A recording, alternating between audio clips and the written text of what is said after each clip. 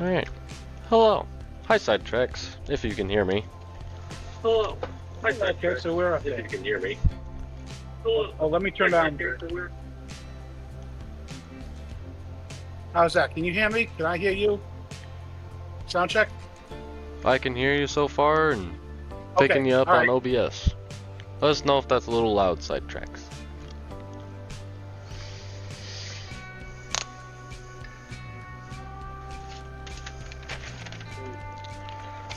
Let me get myself in a position where I can. Let's see. Oh. Now, if I can swap out these cameras here. I know there's like 3-second delay or something. All right. Let's see, I shall do this. And then I need... Running here. Get this guy running. Stop this guy running. Hello, Drew.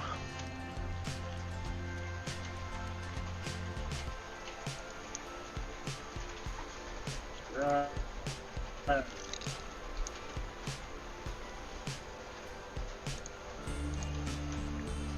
don't think that'll work, so we'll just go back to here.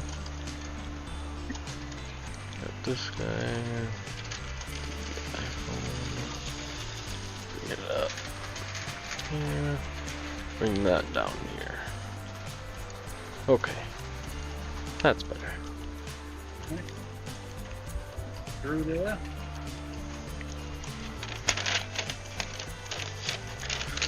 Well, anything new with you guys, Drew and Sidetracks?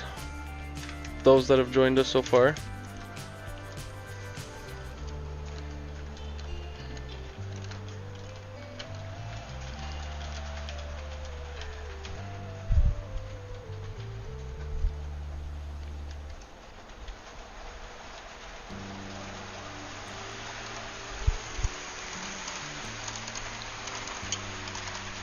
Speed up that one.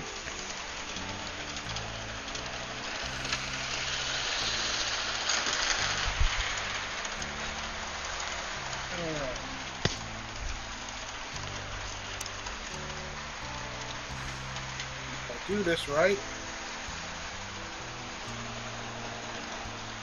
I can bounce between shots while the train is running around.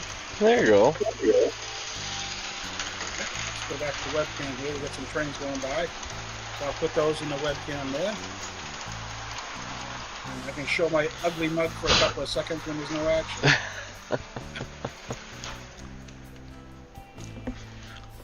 All right. Go. Soda all over myself, too.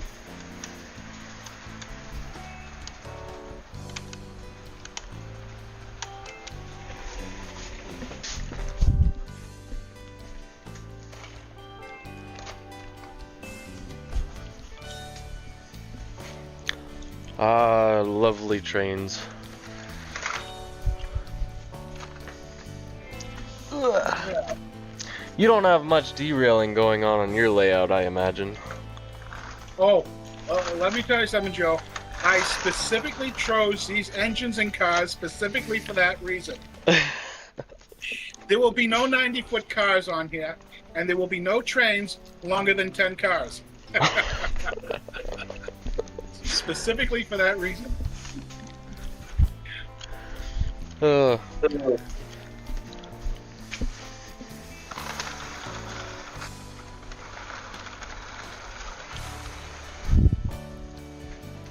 see here. Where are they? Okay, we got that train up top. Guys coming around.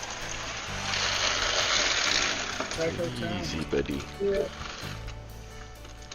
This Scotsman goes way too fast. Hi, everybody.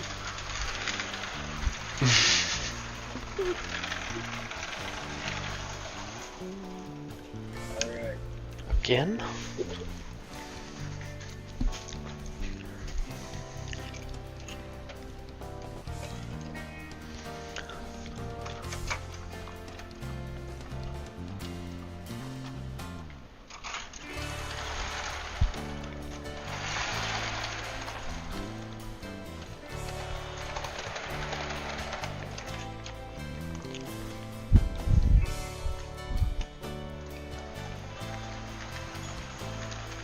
that down a bit.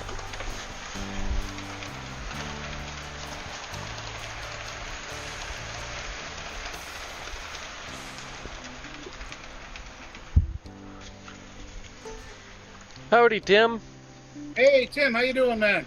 How you doing? Hey, Tim.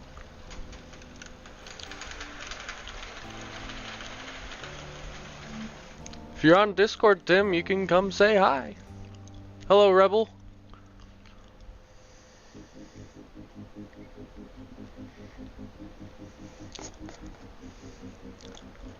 Oh, what happened? Oh, turned it off for a second. Hit the wrong icon. You know, Tim, we just call that the winds of change.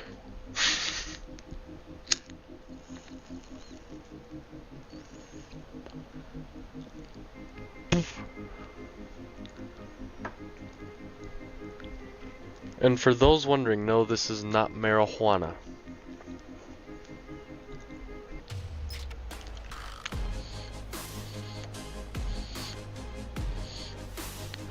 I'm vaping.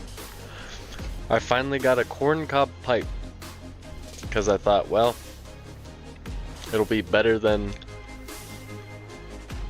cigarettes, I guess. I don't know. Adds character, sir. You have a Sherlock Holmes look about you now. I need some glasses. Or a monocle. Oh yeah, I do have glasses.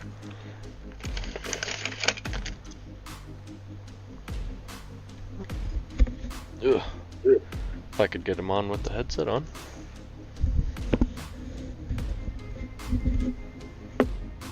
There. Very blurry now.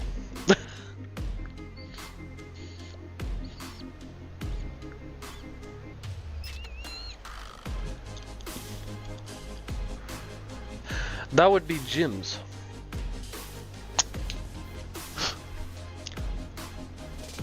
The one just to the left of me is Jim's. The one right above me is mine.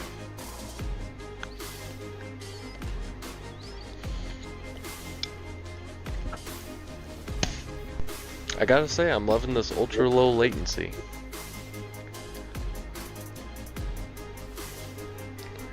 Yeah, Jim's got a couple videos on his YouTube, and they are fairly well. His Tycho Town is coming along very well.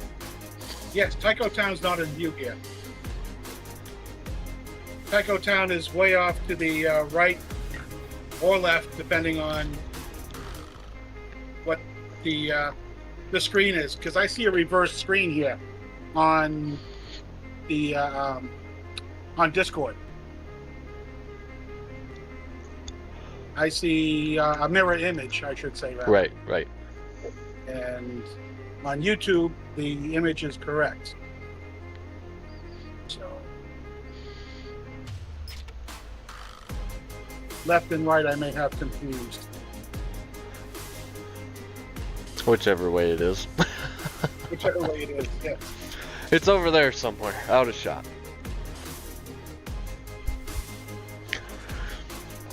Well, in the news today, I don't know if any of you guys have heard of Athearn releasing the GP39-2 and the SDP45, but I'll be pretty excited if they do a UP SD45.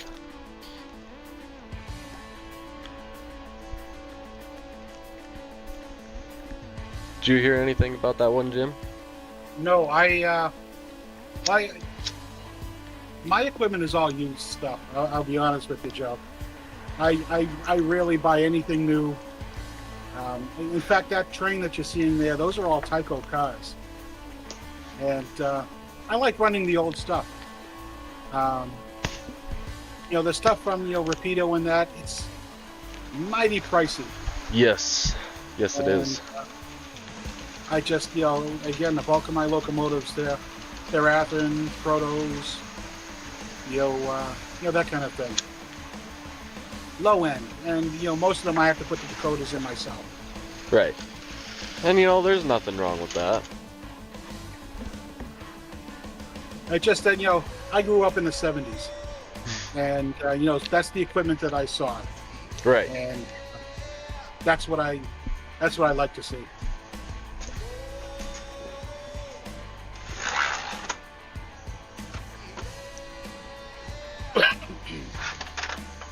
I killed some cabooses. It's alright.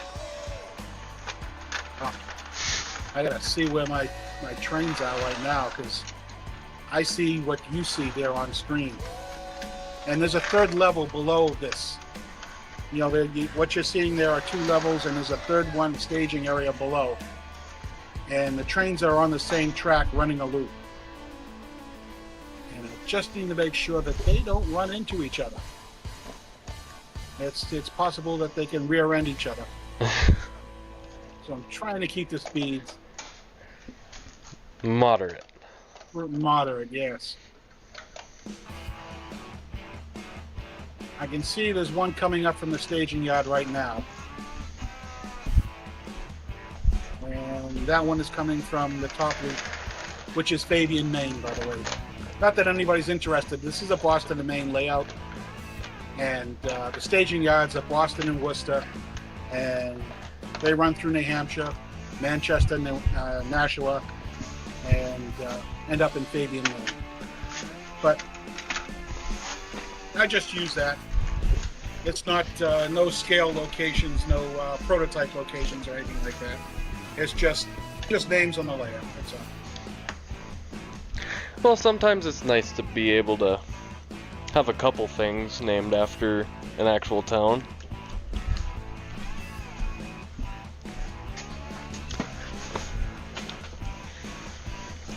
Well, you know, Tim, just thinking about it, I haven't heard any new Steam releases lately.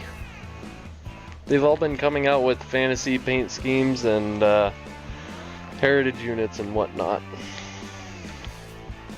Like, I think it was Athearn that is doing... Yeah, it's Athearn doing a Burlington Northern SD60M, I believe. Did you see that one, Jim? No. It does look very nice. Okay. You know, in that bright green paint scheme they have. Yeah. Just connect to engine driver here and send at least one train off. 76.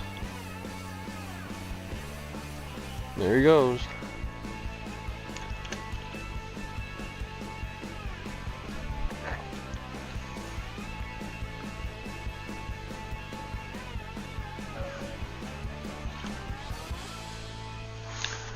Something's caught. Is it you? Yep. All right.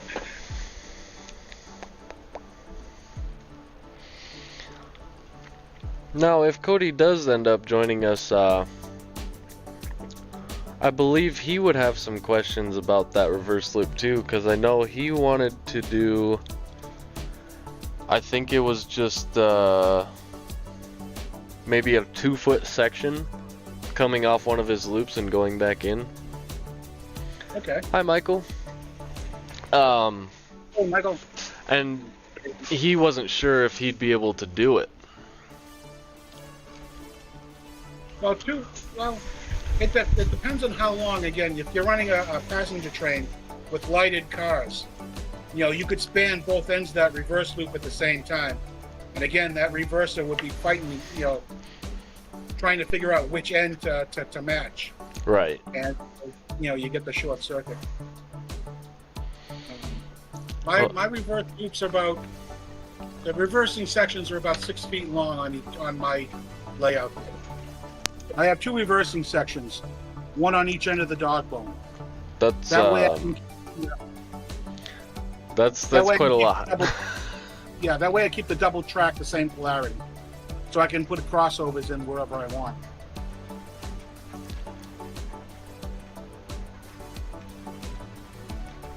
Let's see here.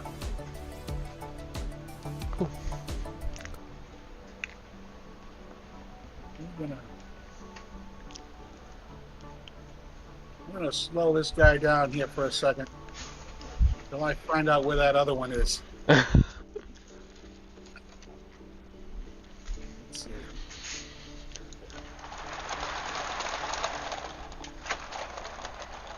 So you don't have as much chaos as I do right now? I just don't want them to run into each other. That's all. All right. All right, he's coming up from the staging yard. We'll get him back going again.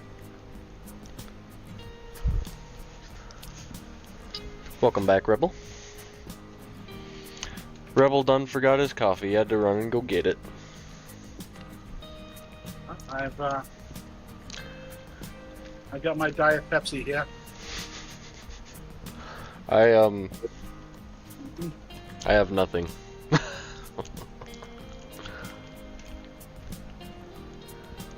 Diet Pepsi and my vape. Tim had made a comment on the, let's see, there's new Acura scale freight wagons and the new diesel locos coming from China at a lovely starting price of 300 Aussie for a wagon. Why would you ever pay $300 for more than an engine?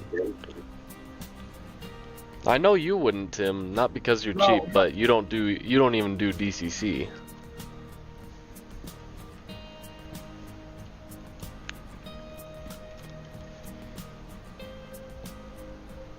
Stuck again. Let's get this guy going.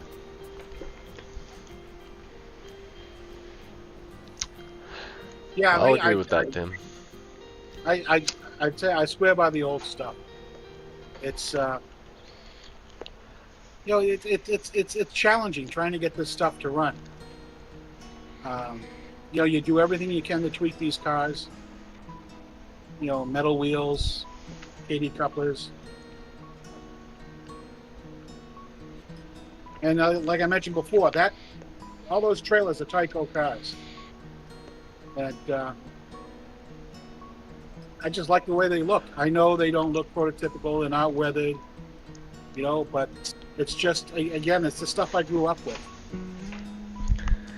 And that was one of the main reasons why you built Tyco Town, wasn't it?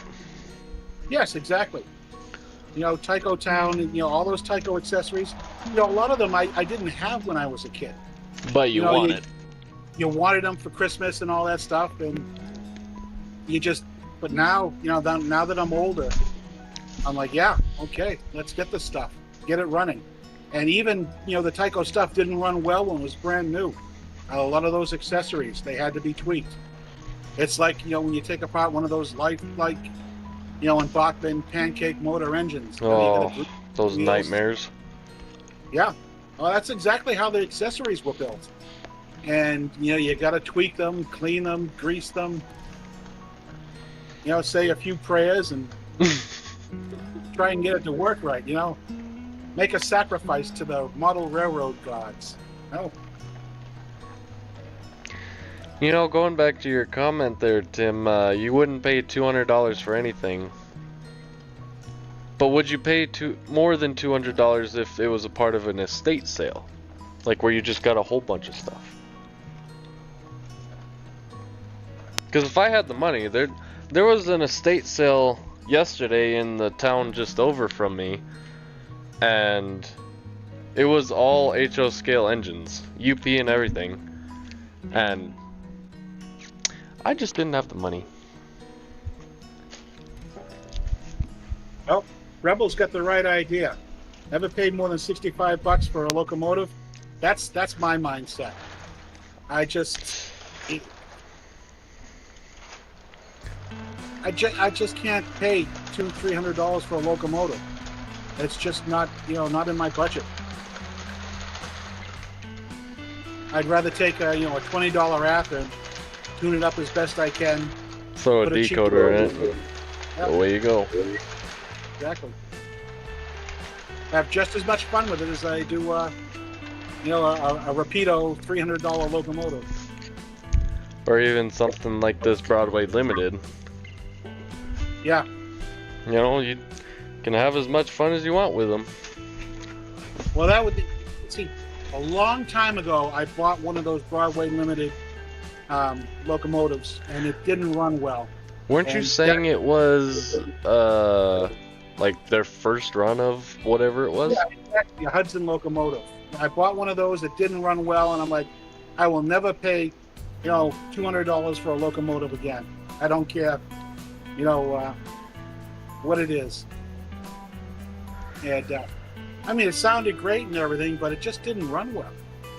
So Michael, I'm assuming just on the Zephyr. So on mine,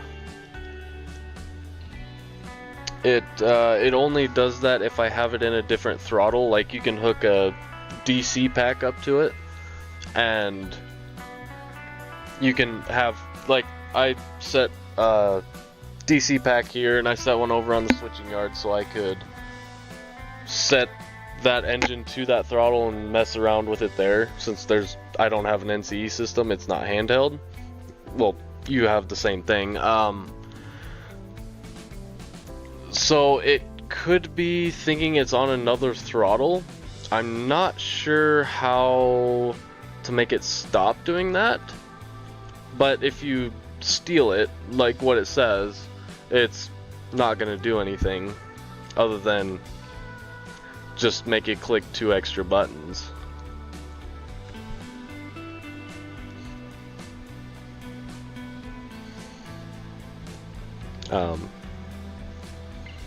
Trying to think. I don't think there's a way to turn that off.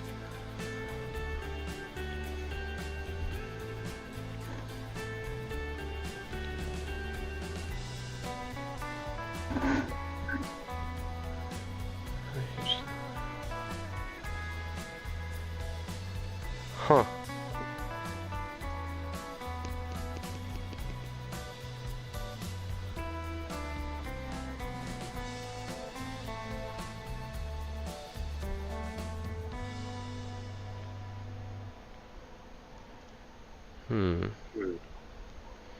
And you're not familiar with it, are you, Jim? No. The No. Zephyr system? No.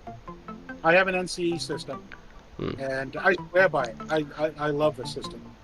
It works well with JMRI, and it does everything I need it to do. And once you get JMRI installed, there are free apps out there that you can use your cell phones as throttles, as wireless throttles. That was one nice thing I liked about this Digitrack system, is it's got that LocoNet, and all I did was buy I think it was $70 for the Wi-Fi module, but I just downloaded Engine Driver on my phone and away I go. Yeah. JMRI has a wireless throttle built into it, and you have to. What is the the IP address? You have to type in your IP address into the app that you use, Right. and it connects. JMRI sees it, and again, it's just a basic throttle, but it's all you need. So I've got the handheld throttles for NCE. I can use my cell phone, or I can use JMRI itself. They have on-screen throttles that you can use. Right. What I need to do is write some script. I don't want to get too far into JMRI, but JMRI allows you to write script to automate train control. So I'd like to get into that. I wrote a few scripts, but it takes a lot of time. Yes. Yes, it does. Takes way more time than I've got. Let's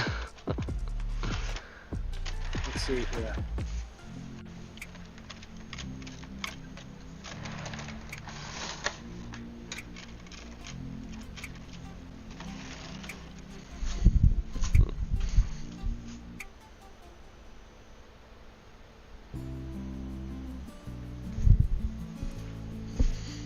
Oh, I think it stopped because of my phone.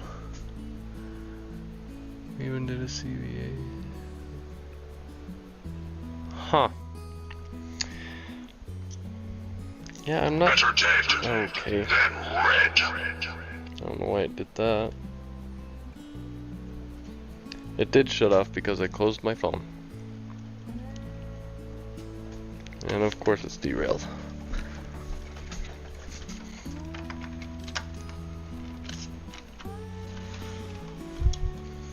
Yeah. Okay.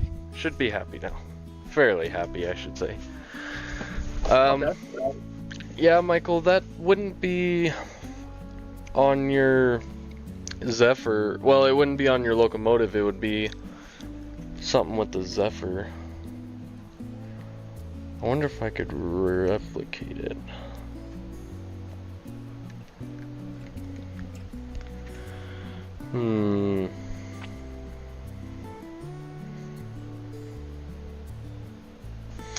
Let me look some stuff up here, see if I can't find something out.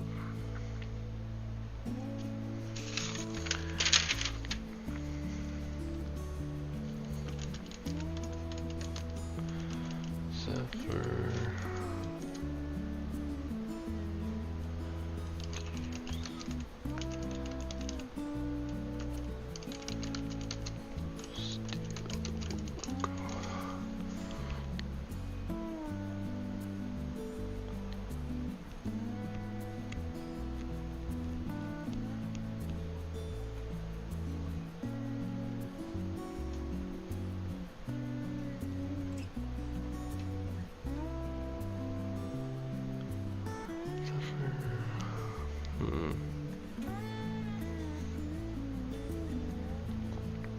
Yeah, Rebels fortunately I'm not finding anything.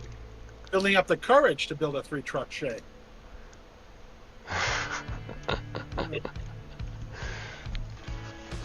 You can never have too many parts.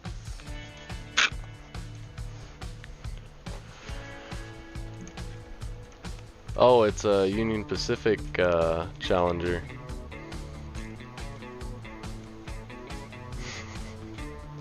Well, you can always go get glasses, Rebel.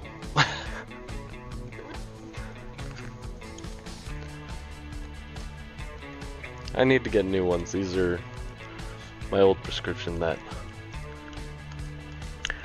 Oh. Yeah, I've got to use those headsets.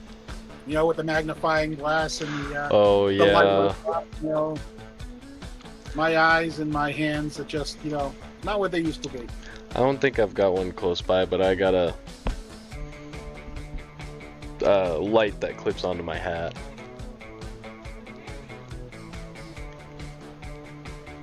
I got one of those fancy sets that has all the different lenses. They're interchangeable, depending on how close up I need to see something. Right.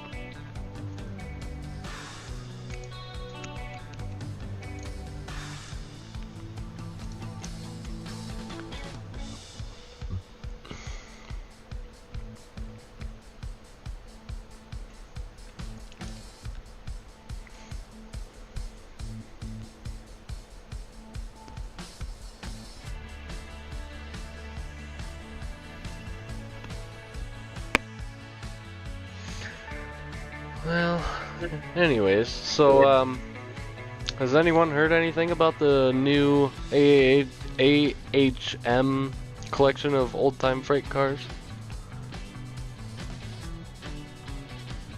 Well, AHM used to have a set, so it's they're reproducing them now again. Is that what they're doing? I'm not sure. I just heard a news article about it. I haven't seen any pictures or nothing about it. Which I'm thinking if it's the old style box cars, that would be quite nice.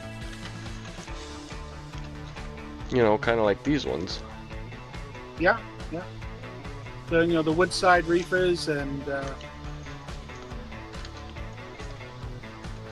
Bobber caboose, and you know, a bunch of those. That would be nice. I'm not sure, Rebel. I will just do a quick Google in here.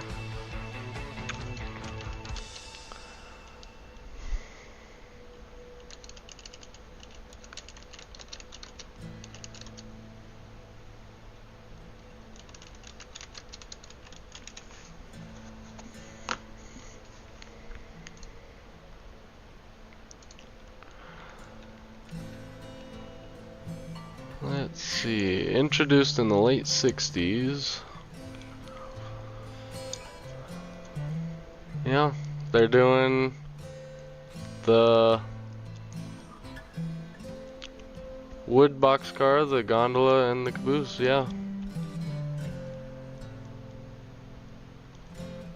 Huh. Well, that'll be neat to see. I'm assuming that's what you were talking about there, Jim. Yeah. Huh. Yeah, Rebel loves the AHM rolling stock.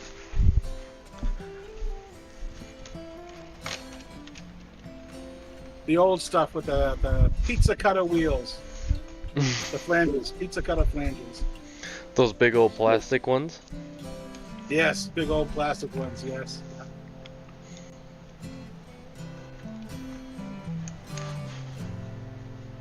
You know, the rolling stock is easy enough to swap out, but the locomotives, that's tough.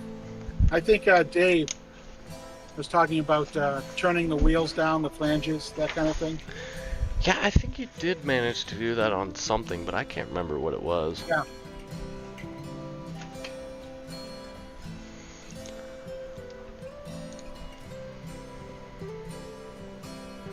Yeah, Michael, maybe we can get Cody in, and he might be asleep right now, but if he does come in, he might be more of help with that.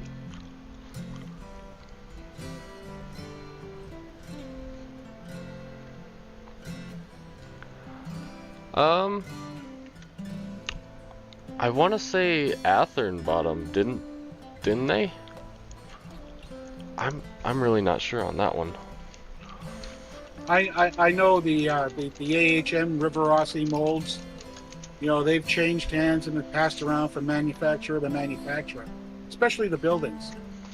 You know, you see the same buildings produced by AHM, Tyco, IHC, yeah. Well, Google says that in, just this year, River Rossi, Hornby, has most of the tooling from AHM. Huh. Well, Helgen is another one. They're another one that the tooling gets passed around.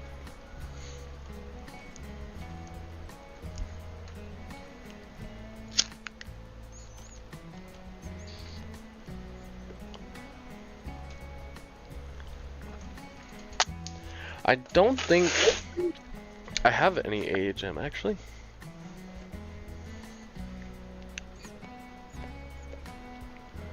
I think 90% of my stuff is Athearn Blue Box. Same here, Joe. Most of it's Athearn Blue Box, other stuff. You know, of course, I do have some IT and that, but 90% of it, I would say, is Athearn, especially the rolling stock. Right. You know, the rolling stock is great. You know, Other than my new stuff, and I think the only new stuff I have is these 5 hoppers I'm hauling in around. And they're Walther's mainline, I believe.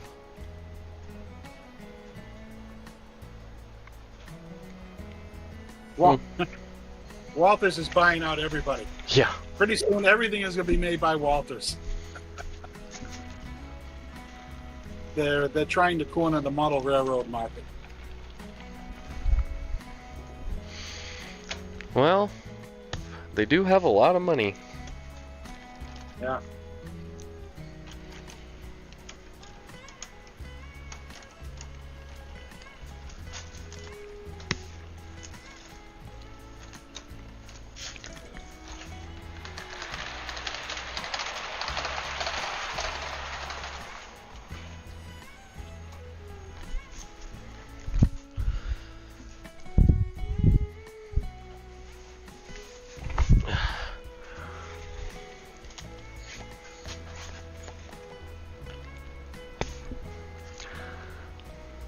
Tim seems to have a mix of everything. You know, Tim, I would not be surprised if you have the wooden train that Jesus built. You have a lot of old stuff.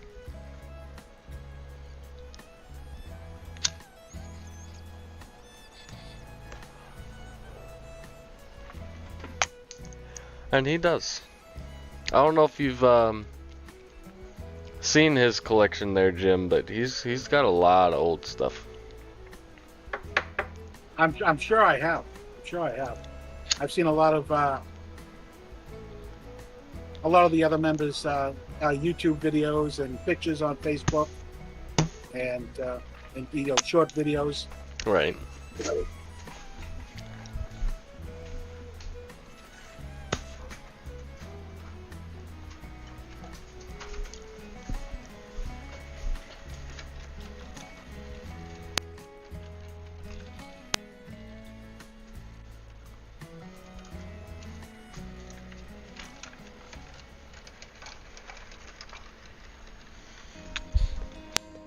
Tim's making a new vid. All right. Oh, good. Good. Maybe Definitely you check gonna it be out. working on your track then? You know, getting your new layout done? Whatever you're planning for that is.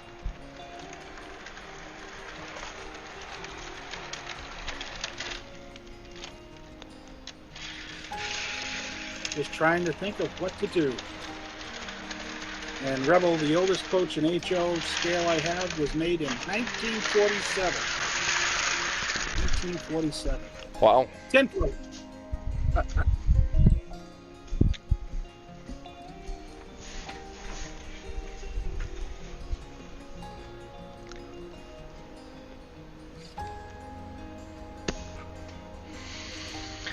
Well, you know, Tim, you could always just go simple. Just a circle. It's simple and it's been proven.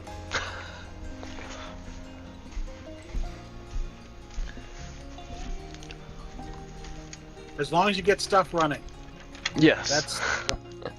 That's the important thing. No circles or ovals for me.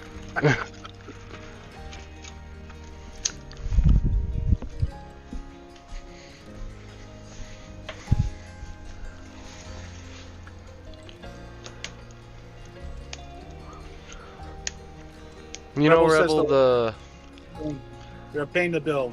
yeah, I've only had 2 kits that I've ever built, other than buildings, and they took me the better part of 2 days to build the first one.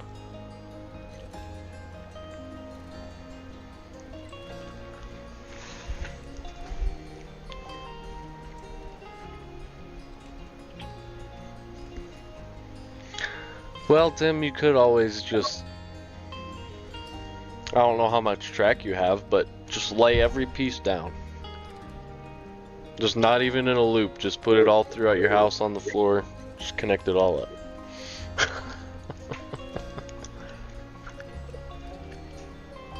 Bachman Easy Track is good for that. Yeah, Just lay it all out. Change it on a whim.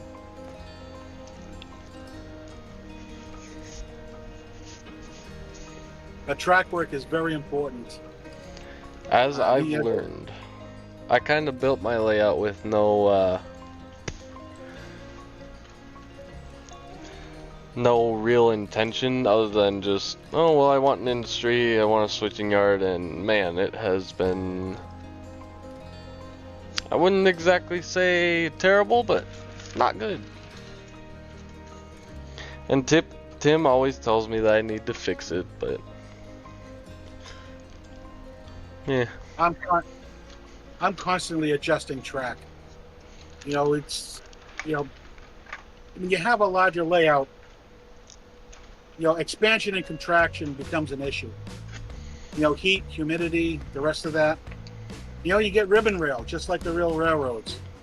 And I'm constantly chasing that. I try to, anytime I have a ribbon rail area, I gotta, cut the track, take out the extra, put in an expansion joint in there, make sure I don't solder it.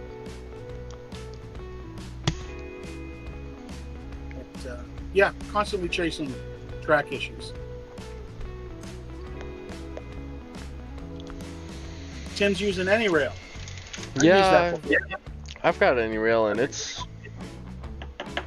is quite useful, but That is one of the problems, is trying to get your room perfectly in there.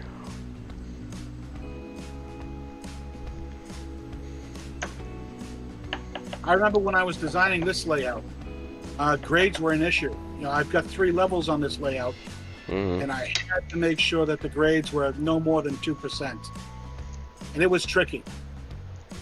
Trying to get, especially all these reverse loops, up. It happened. I have a short somewhere. Let me come back to my cam here. Yeah, it was too good to be true. I knew it was going to happen. Something shorted somewhere. On a reverse loop, I'm sure. Probably. Excuse me for a second, Joe. Alright. Gotta go check it out. Let me, 5 feet by 9 feet. Yeah. Let's see.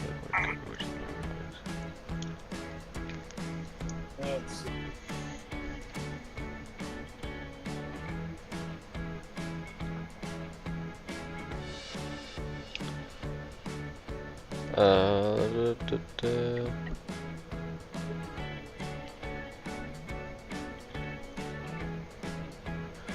Well, Tim, that would give you more room for,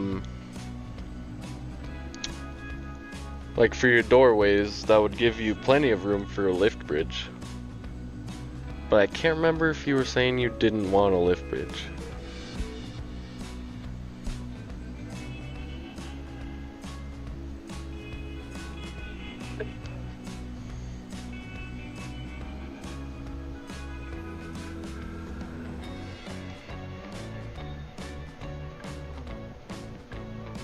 And I mean, that is a pretty good sized layout. If you did just, you know, a 2-foot section all the way around. Other than your workbench, that would be a problem. Yeah.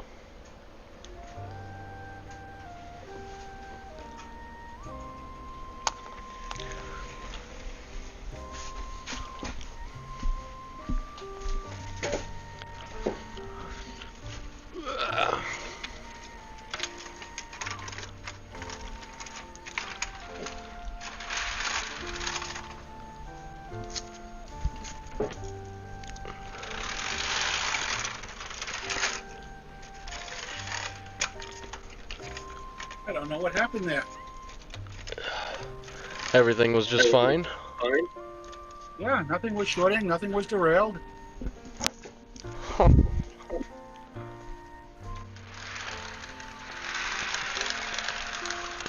Maybe just said, hey, that's enough. Yeah. Power supply just said, hey, that's it, no more. I'm dropping out. But those are the things that kind of scare me, though, Joe. I don't know what caused it. You know, if I had a derailed locomotive, you know, on a point or a switch, and I say, okay, yeah, fine, I can see that. But it's these ones that come out of nowhere.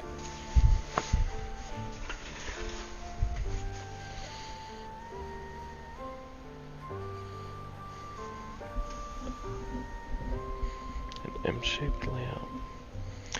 Now, Tim, would you have reverse loops on both ends and then in the middle just like a switching yard or something? Looks like Sidetracks Holly and Michael have got Michael's problem figured out a little bit. Let's see, let me catch up here on the chat.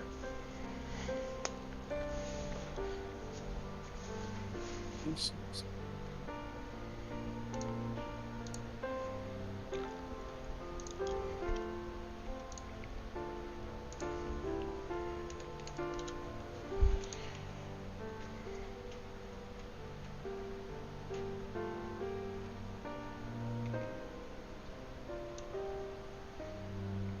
put Facebook over there.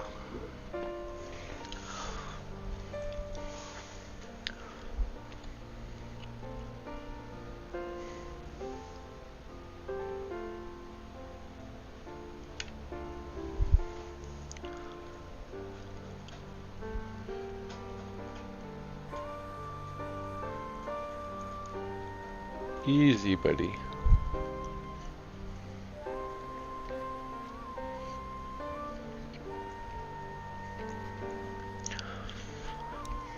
You know, then again, just think about it. If Tim did,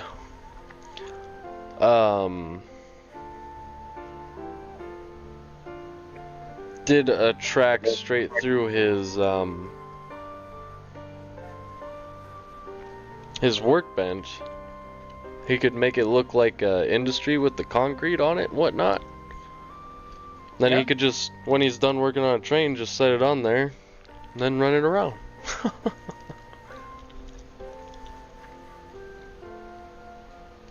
Yeah, a track going across the workbench would be a nice spot, for testing locomotives, programming.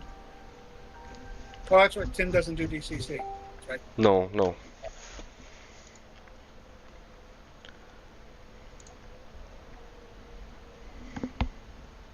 Oh, I see.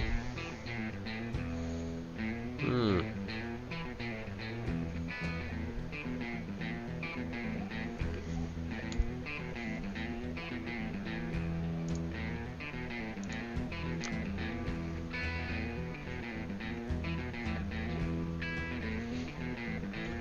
That would look quite well.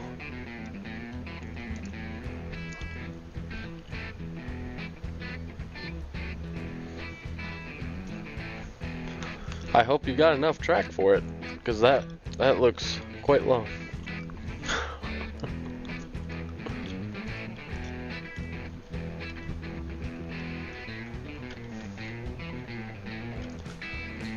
Let's see, what other could I sit on? SD40 Jason, maybe?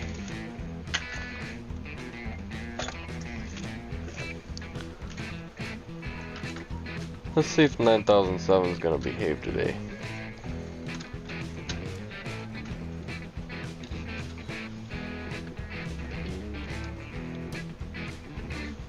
Nope.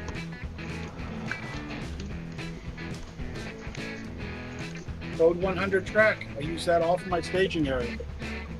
There's nothing wrong with Code 100. It's great. It's reliable. Works well.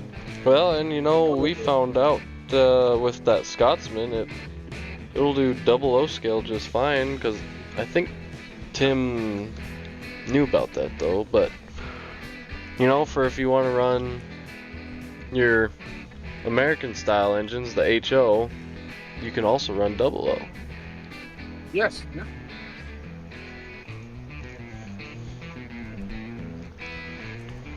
And once you paint and ballast track, Code 100 and Code 83, they look just about the same. I mean, at least I can't tell with my eyes. Well, and to me, you know, I gotta really look, because I got a mix of, it's all Code 100, but it's a mix of the brass and the nickel silver. Yeah. And a couple guys back home were telling me that I'd have a lot of problems with, like rusting. I've had this track forever and I haven't had a single problem. No, it's not so much the rust as it is the tarnish. Brass tends to tarnish a little more than the nickel silver. But again, if you keep running trains, keep using it, that it gets polished over from the metal wheels and the rolling stock and the locos.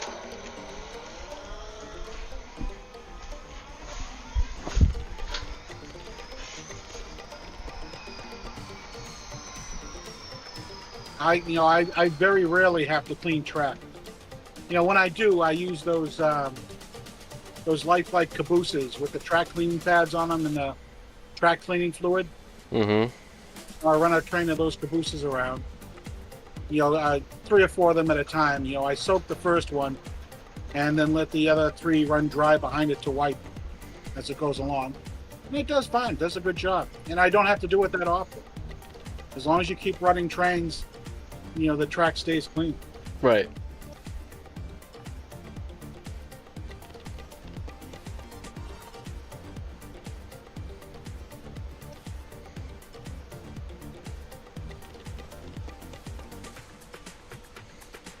Hmm.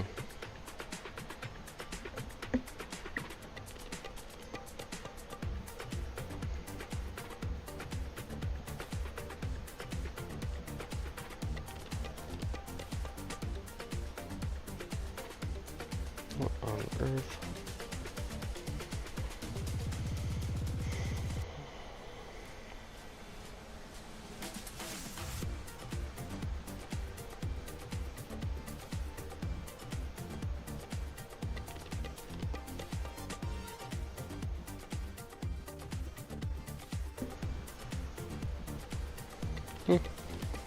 Very strange.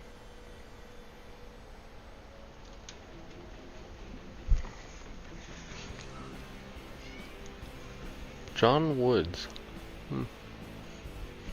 You ever heard that one, Tim? Or Jim? What's Don Woods? John Woods. Woods, yeah. You know what John Woods uses on his layout? No, I'm not familiar with his layout. It's a carpet type of underlay.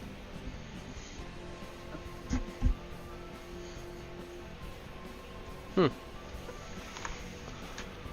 see if I can find his channel quick.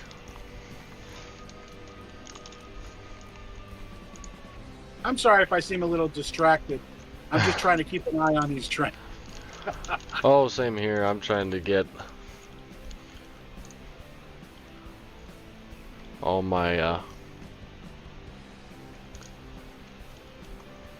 stuff going, and they don't want to play nice. You mind if I show them my screens here to just kind of like give them an idea of what I'm? Oh I'm yeah, running them? Go ahead. It's Can you do that here? quite interesting. All right, I'm going to switch cameras here for a second. I take my camera. I'm going to show you my my screens here. Righty. All right. So what I'm running here is JMRI. That's my staging yard, and that's my layout on there. And right now, you got a train in that block where that little red dot is. That's lit up. And that's traveling around the layout, and I'm watching those. And sure enough, I just got another short.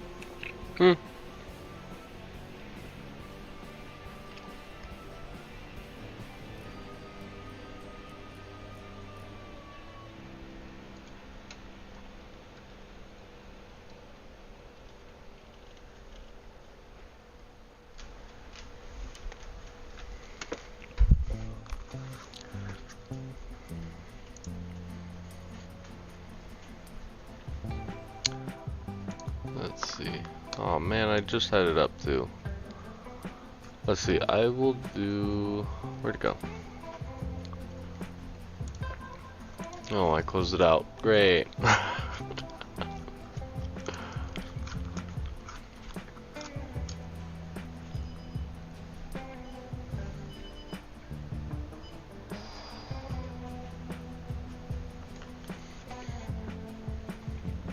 Let's see if you've got a link.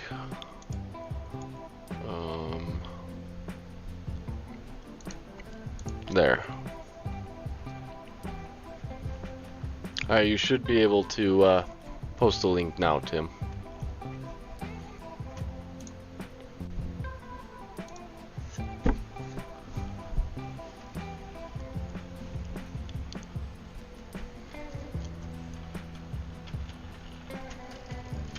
Yeah.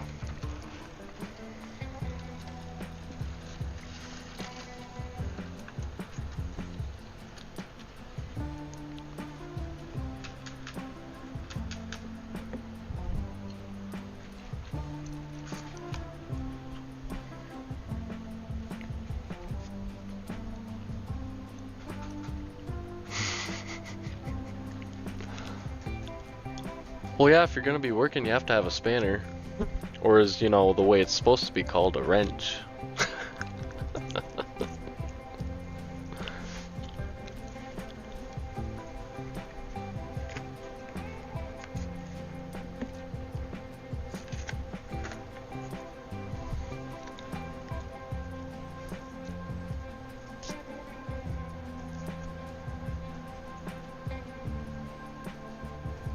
Stupid train.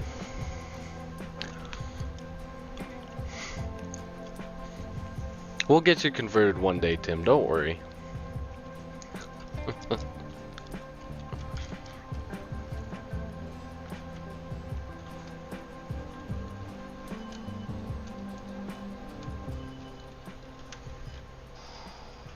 There it goes. Yeah, you know, I was part of that generation that they wanted to convert us to metric, so they tried teaching us.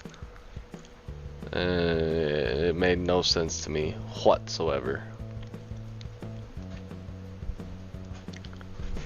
Which is weird because it goes by tens. You'd think it would be easier to learn, but oh. Stupid fly, go away.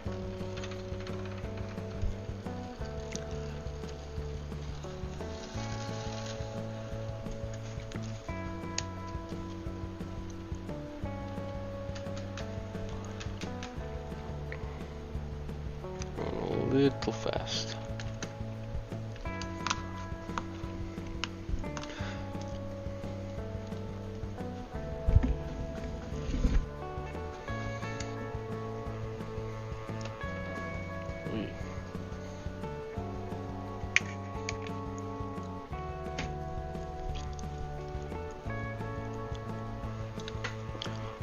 Let's see, 8076. Bring that up a bit more. 1008. Bring that up a bit more.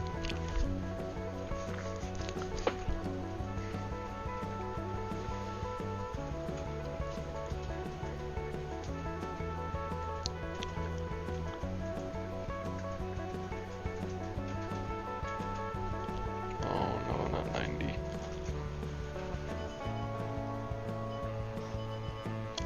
Wanted 60. And it's stuck. I broke it.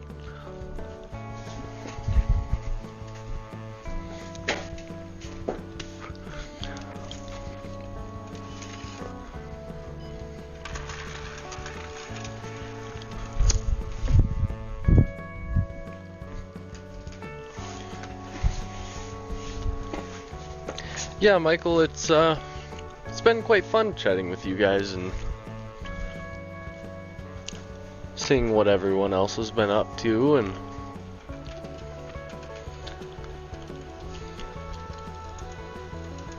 there might be quite a lot of profanity at times, but I feel as if I'm not being as honest with myself. That's my excuse anyways.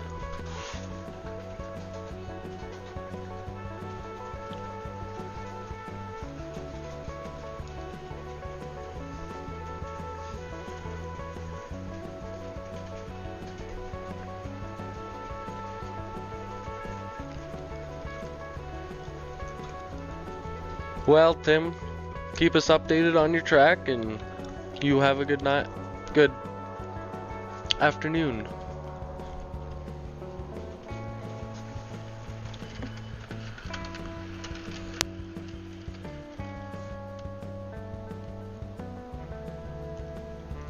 Oh, you're muted, Jim. Muted.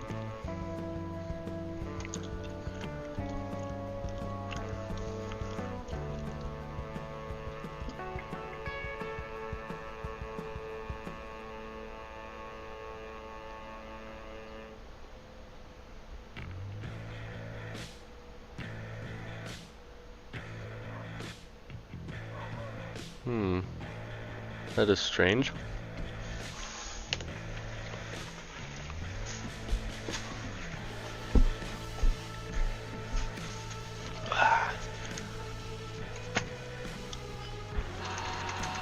There she goes.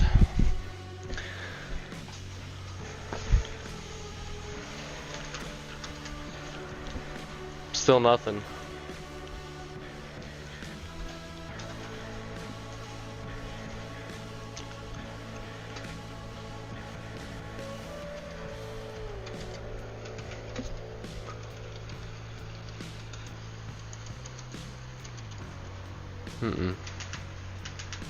Let's see.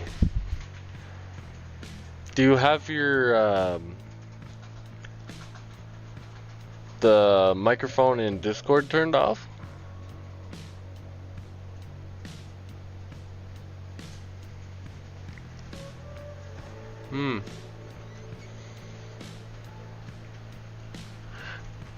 Only thing I could think of is maybe disconnect and come back. I know sometimes Discord goes funky. Oh, there's something. Oh, there's something? Okay, let me... Yeah, there you are. Alright, I reset my camera. Oh. I did an unplug and plugged it back in. Welcome, Steve.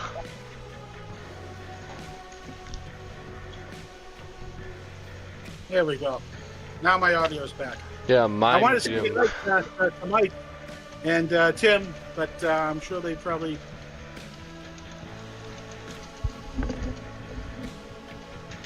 All right.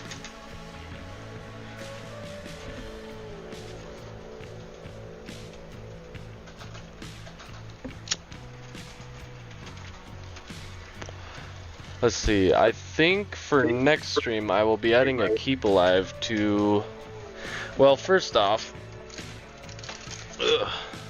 fixing this SD40. Because 9007, when I set it on the track, it does nothing. It's very strange. Does nothing. Oh, broken motor lead or something. It's a nice little project. Hopefully Well, it's simple. Problem is it's Athearn ready to roll with Tsunami 2 and everything.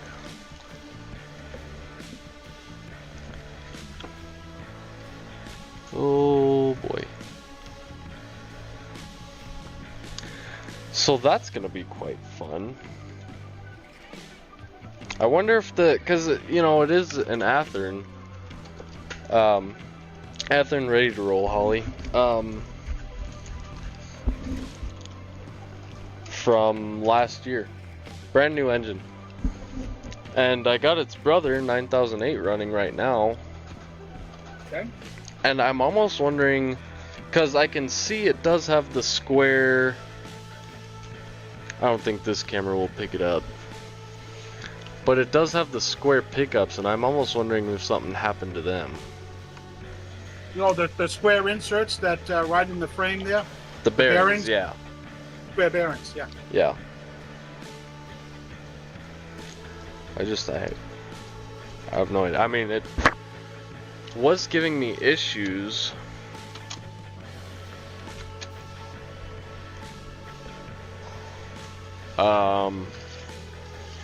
Last time I ran it, which was about a month ago. And now it just doesn't do anything. Who knows? Maybe I send it back to Athearn along with all the other crap that's broken.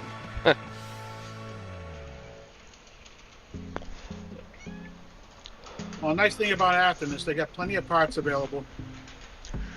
Yeah. And, they're easy to work on and fix. Hey, kitty cat. You gonna come join?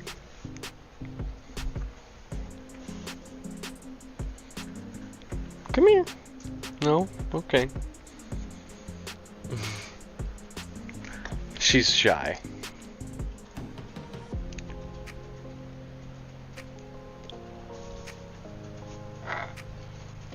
So Dave's not getting back till the end of this month, he said, right?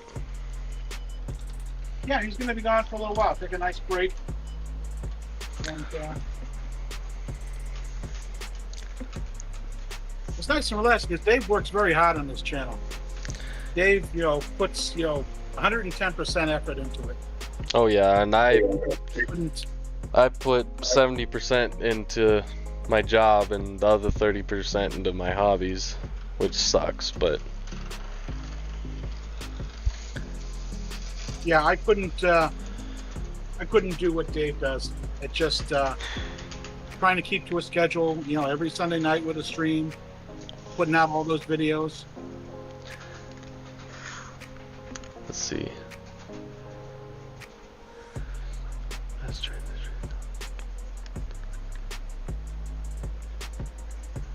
Wow, maybe you could get a job working for them, Rebel. Let's see. You know what? While I'm here, hopefully nothing blows up. Are you gonna come say hi? Come here. She decides she's gonna come say hi.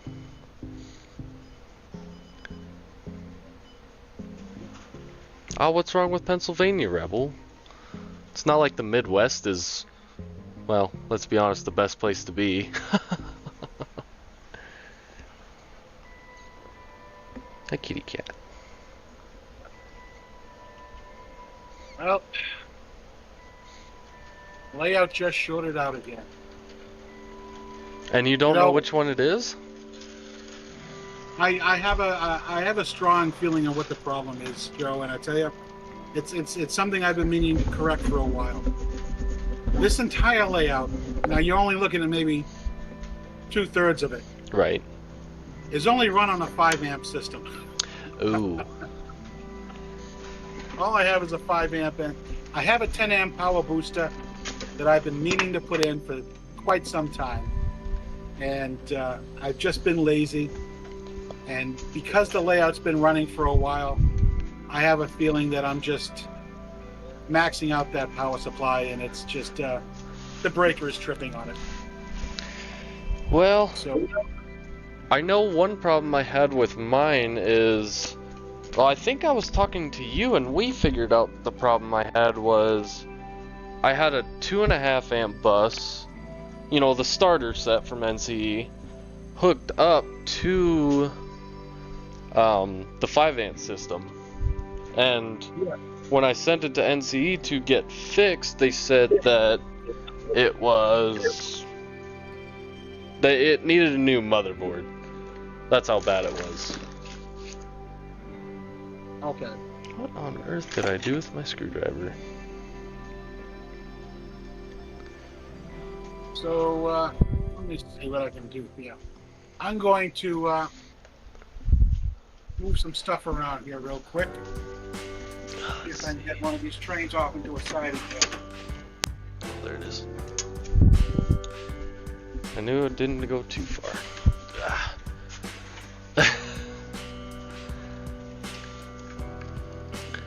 Pennsylvania's not that bad, is it, Rebel? Well, you're not that far from Pennsylvania, are you, Jim? No, actually, no. I'm on the East Coast. Yeah. I'm in Massachusetts.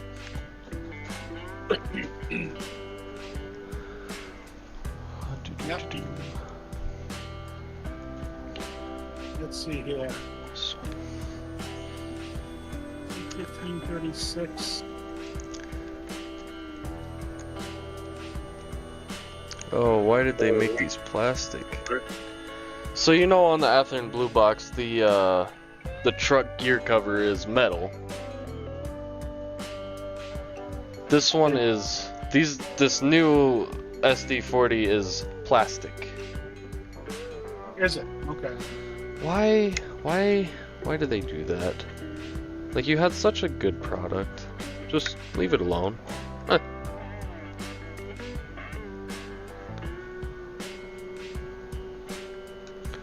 I don't even know how I'm gonna get these off. How does this shell come off?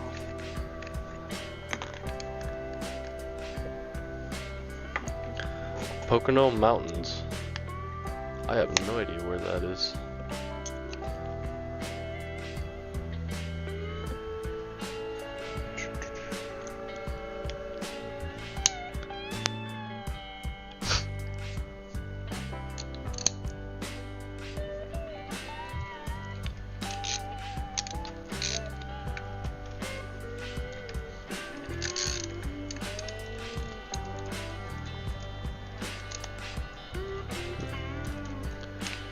Steamtown, USA used to give rides from Scranton to the station. Huh. Must have been cool to see an engine run by your house then.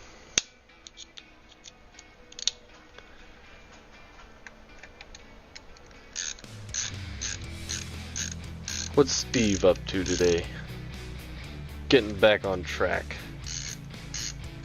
Well, for me, it's getting back on track after a derail for the 100th time.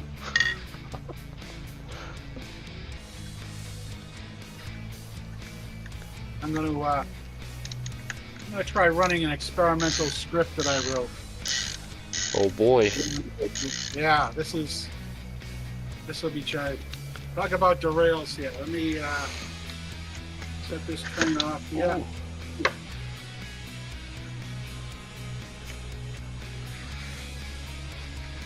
Clear the interlocking. What are you drinking, Steve? Hopefully some whiskey to wind down from today.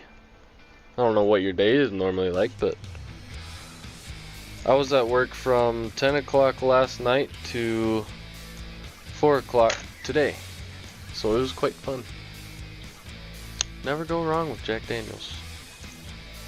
Of course, you don't drink, do you, Jim? Not that often anymore. I do. I'm a social drinker. I'll put it like that. Family cookouts and gatherings, that kind of thing. But I'm retired now, so I spend most of my time at home. And if I did drink, I'd have to drink alone. Well, you can always come to my house. That might be a bit of a drive, though. Yeah.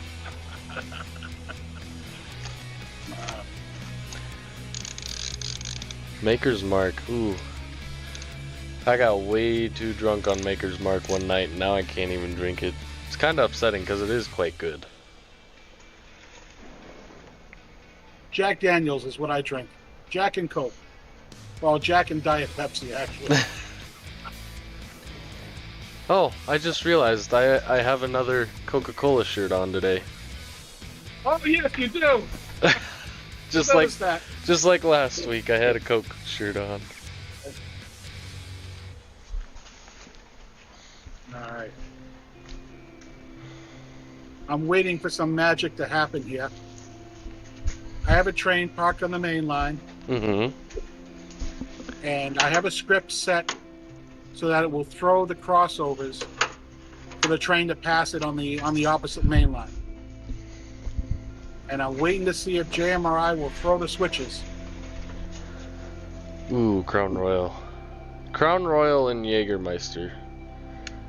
I don't like the taste of them. And everyone goes nuts when I tell them that. They're like, you don't like Crown and Jaeger? Yeah, I don't really like sweet whiskey or bourbon. It's more of a, I gotta have something that burns.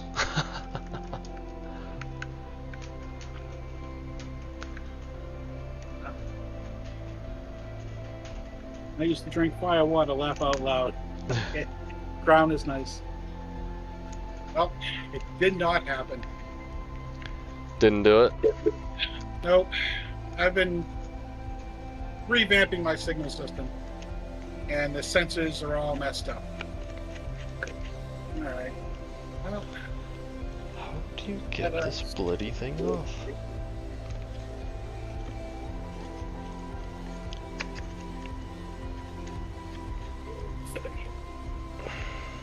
I think it's stuck on the truck or something.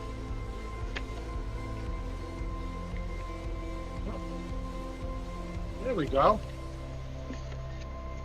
Did it work? And all I had to do was be a little patient. Derailments. Derailments are another story, yeah? Yeah, exactly. Right? That train went through the crossover. It's going to cross over back on the other main line again. And that should just happen back and forth.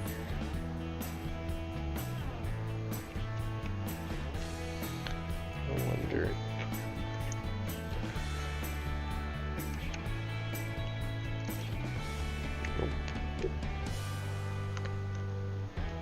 I would hate to take a scale train's engine apart. Have you seen the details on those, Jim? Yeah, the details are There's too much. very delicate. Very delicate.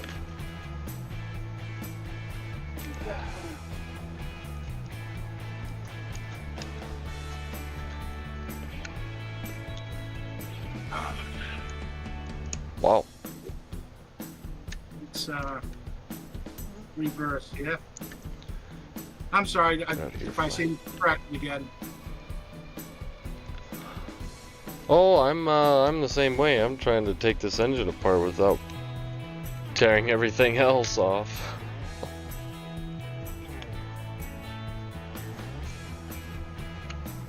I ended up running into the back of the other train. Oops. Oops.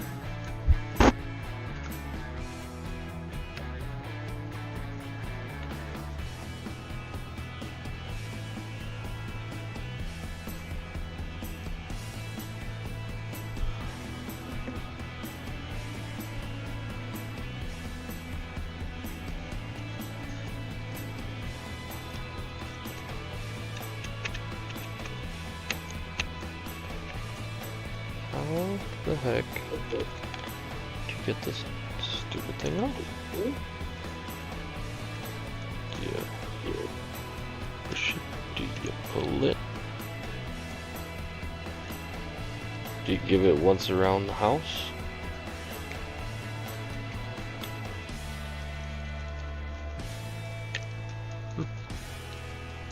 Anyone ever taken apart one of these Athearn ready to runs?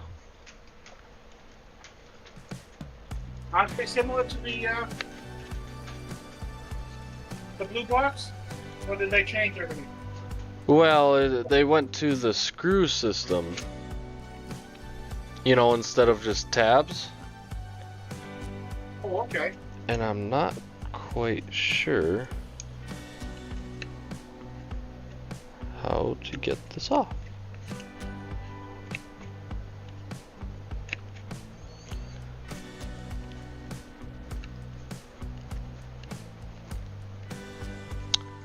Without destroying it, that is.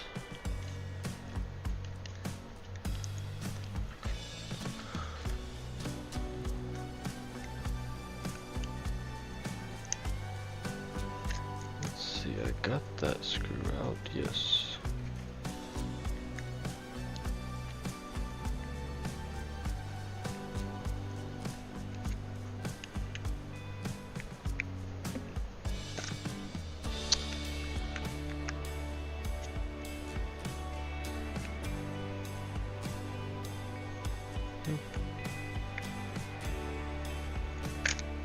Whee. Easy, buddy. Oh, there it goes. It's just super tight on the hood. Holy wires. Oh, Malanta.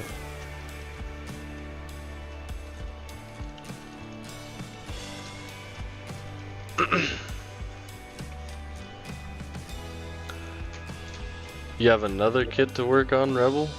I thought you were working on a Shay. Let's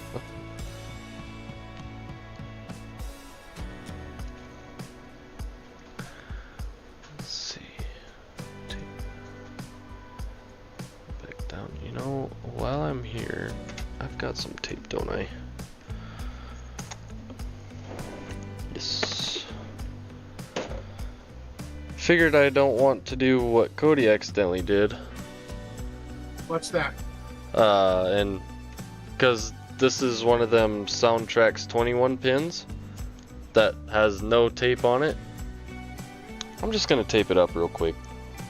Oh, yes.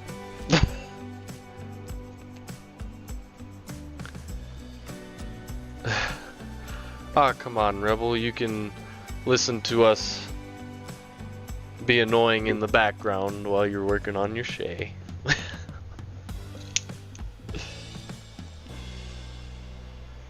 We're here for your entertainment.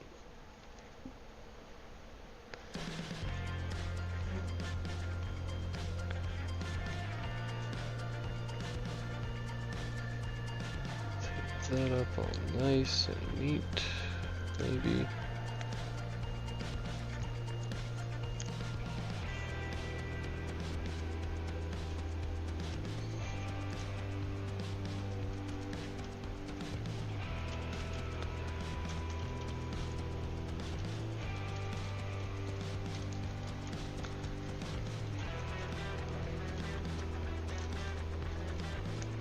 Okay. That's taped about as good as I can get it. And now I don't remember which pin is which, so I'm gonna go with that right there.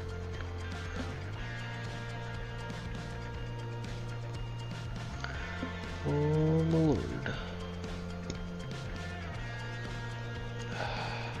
Tape's too long. An electric MU. Huh.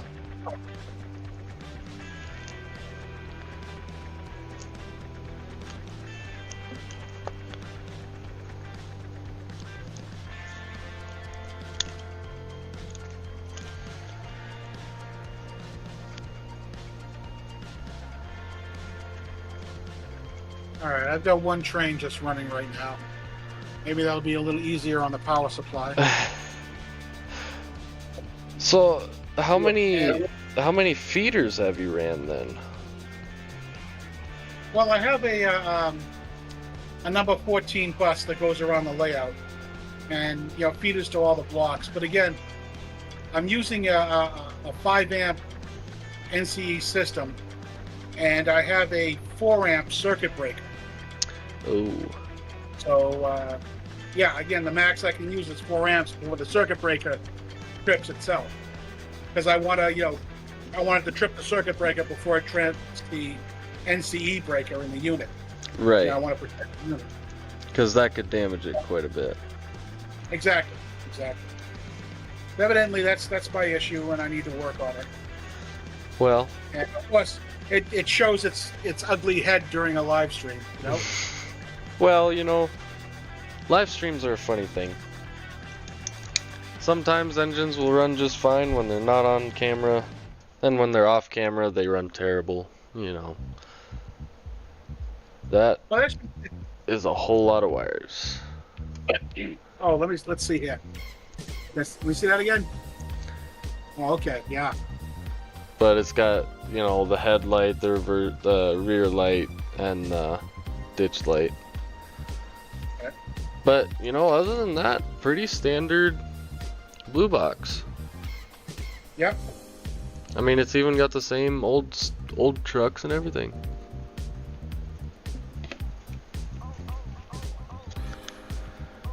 Alright, let's see here.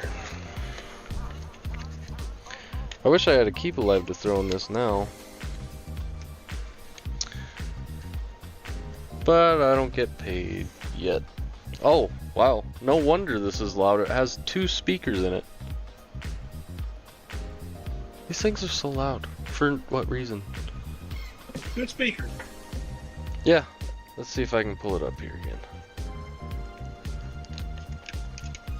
Let's see. There's one.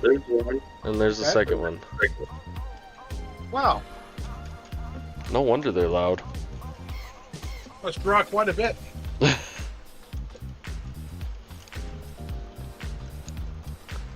So, smashing anything, hopefully. Okay. Well, that was a lot easier going back on than it did coming off. Just gonna shut that guy down. And... oh, yep. There she goes. Decoder was just unplugged. Unplugged. Yeah, when I took it off, I thought, man, that was kind of loose. Apparently it was. So I will get A nice, this easy back fix. on. Oh yeah. Yeah, because I have never seen the Utah Railways since. Like these, I bought the last 2 on Train World, and I'm glad I did. this was this one. Yeah. Tiny, tiny screws.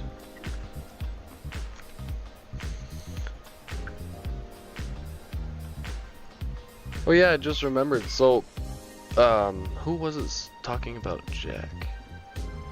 Oh, Steve. Have you tried that Jack Daniel's Bonded yet? Where it's the barrel-aged bourbon? I have not tried it. Oh man. I gotta say, for a Jack Daniel's, it's pretty good. I mean, Jack Daniel's is already pretty good, but it doesn't taste like a top shelf bourbon whiskey. But Okay. that Bonded, and it's only $20 for a bottle. That's not bad. That's what I thought. Okay, now where's this piece? Yep, goes there.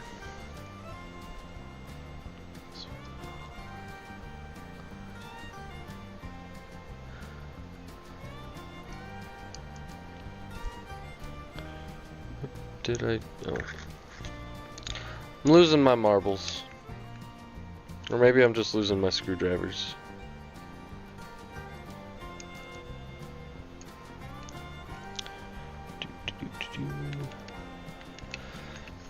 Steve says at $20 he's gonna try it.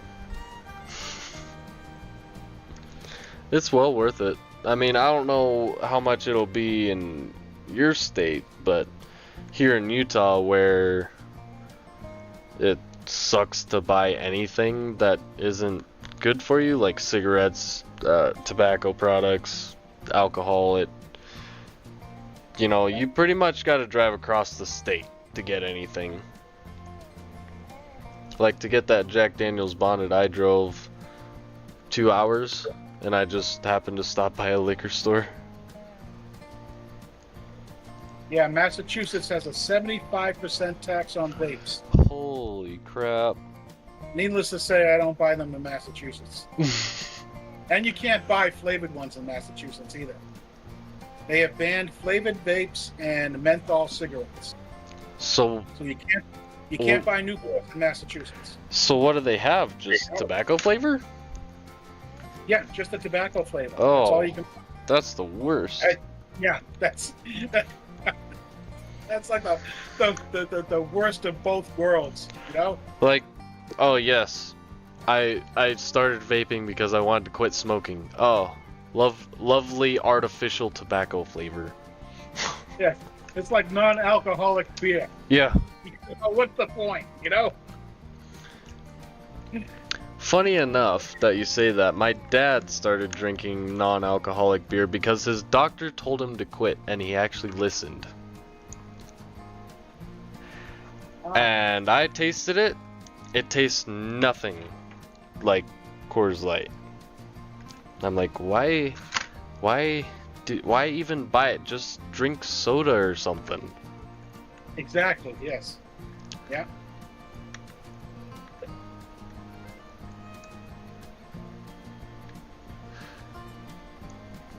Yeah, that's a good point there, Rebel. Well, I don't have that problem for menthols in Utah, but they're allegedly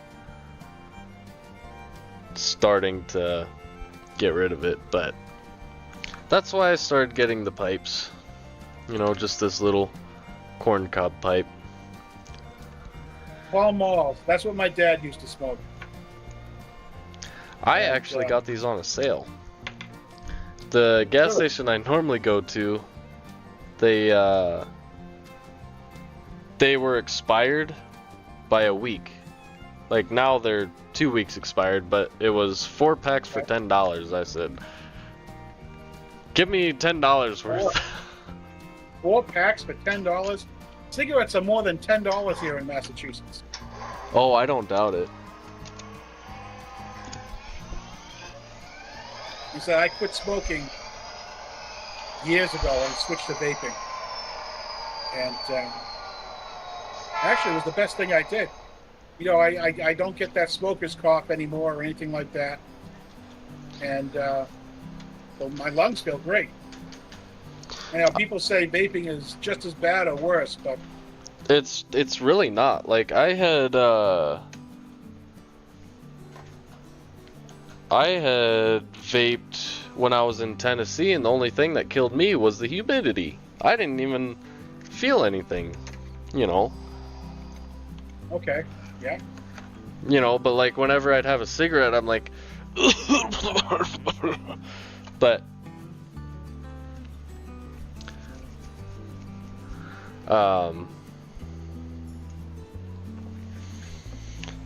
yeah, now being in Utah, I don't have as much of a problem with it, other than they're getting expensive. I think for a pack is only $9 still, but I mean that's still a lot of money for a pack of cigarettes. Oh yeah, yeah. Mike says he gets his cigarettes in Indiana because he can't afford them in Illinois. I didn't even know Michael smoked.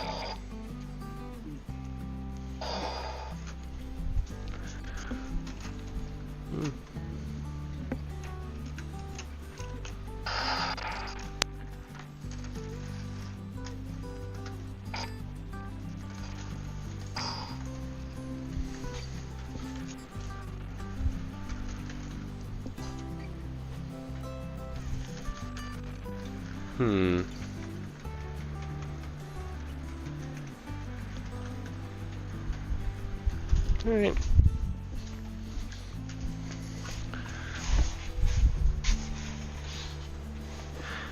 Yeah, I will say, Rebel, there was when I was back in South Dakota, I had rolled my own cigarettes, and they were so much cheaper.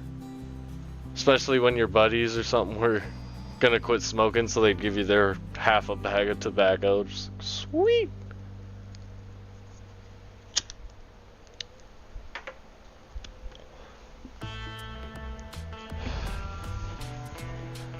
It's why I get a kick out of the movie promos now. You know, anytime you go to watch a movie, they put the warnings up on the screen. And tobacco use. It's like the sex, the nudity, the violence, and whatever. And this movie contains smoking. Smoking is now a warning on the movies. You know. When Oh yeah, tobacco use. Tobacco use. You see that a lot on like Netflix and stuff like that. Yeah.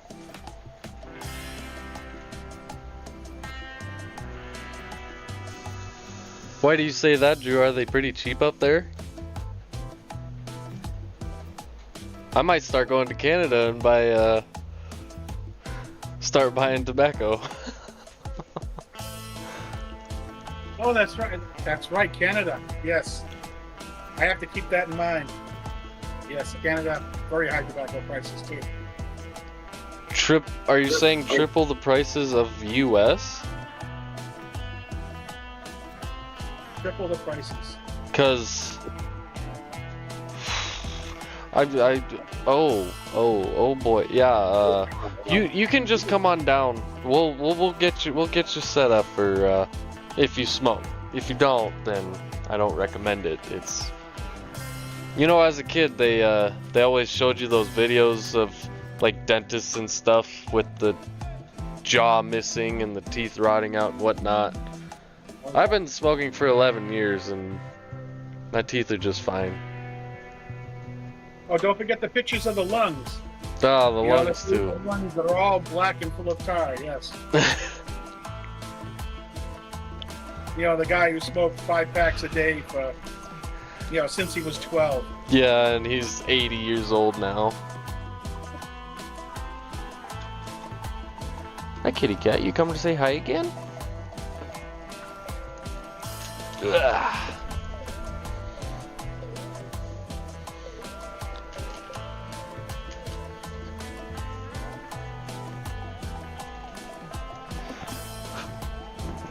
You know, I will say I'm glad I've never had a Cuban cigar, sorry.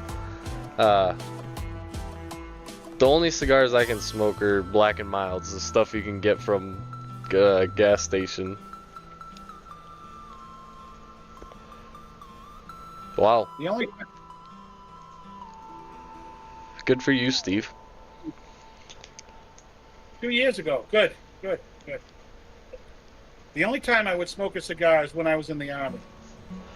You know, we were all out in the field there, and, you know, we're sitting around downtime.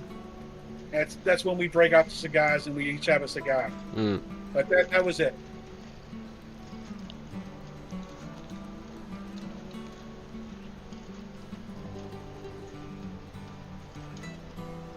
Oh, I take that back. And fishing. When I used to go deep sea fishing with my son, I'd have a cigar then as well. Well, it's hard not to have something to do when you're driving, or, well, boating 3 or 4 miles across the sea. You know, trying not to go overboard with the waves. Yeah. Fighting the seasickness. I tell you, that catches everybody once or twice. You know, And I that's was miserable. surprised that I never got sick. I went to Alaska last year for a fishing trip. Yep. And we were out. The only time I got sick was we went out at midnight to start fishing for halibut, and we come back at 4 in the morning, and I had ate, and that normally makes me sick if I'm like not fully awake, but that was the only time I got sick. The only thing that sucked is when you're laying in bed after being out on the sea all day and you're just... Oh, you're rocking Just- back and forth. yeah. Yeah. Oh man, backwoods. I used to buy so many of those. Them and Swisher Sweets.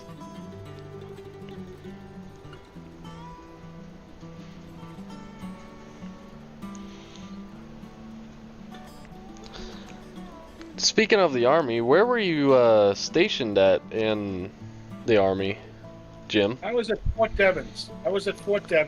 Oh. I did my basic training in Fort Jackson, South Carolina. I did the MP school at Fort McClellan, Alabama. I spent some time at Fort Drum, New York. But for the most part, I was at now it's Camp Devens. But at the time I was in, it was Fort Devens here in Massachusetts. What years was that? Oh, this was back in the mid '80s. This was. Huh, I got out of high school. you were probably there when my father-in-law was there then. Possibly. Because he was in the army in the 80s. Okay. I graduated high school in '86, and that's when I enlisted. And I was in there from '86 to '90. And after I got out, that's when I settled down with my girlfriend, now wife. But I was right out of high school is when I enlisted. No. Stinking cat. You normally don't like me. What's your deal today?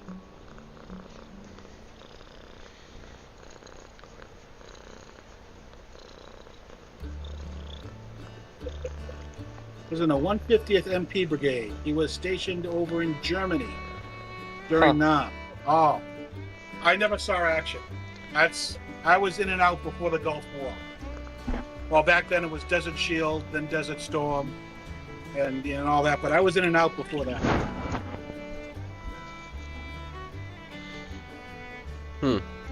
Yeah, my grandpa that was in Vietnam, he was stationed in Germany before.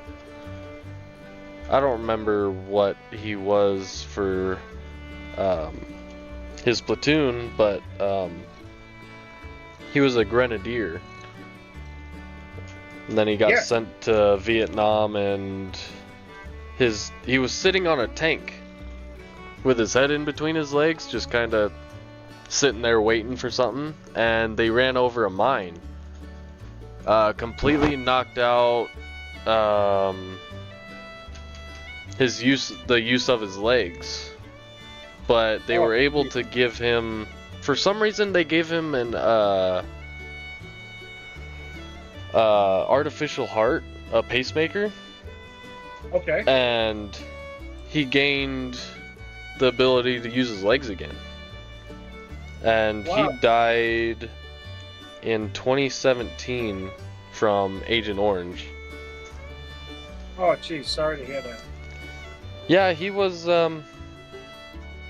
pretty rough shape.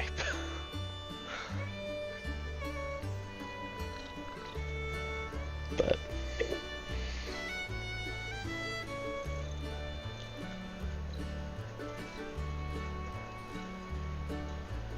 oh wow.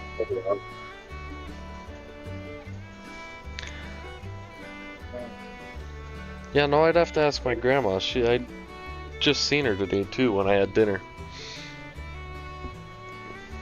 Maybe a story for next stream.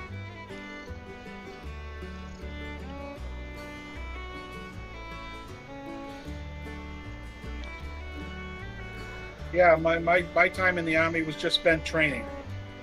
I never, went to war, saw action, or anything like that. Well, you know, Just, sometimes that's for the best. I mean, well, like my grandfather, he you didn't have to deal with Agent Orange.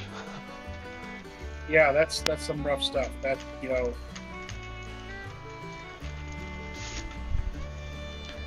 I couldn't imagine, what they went through.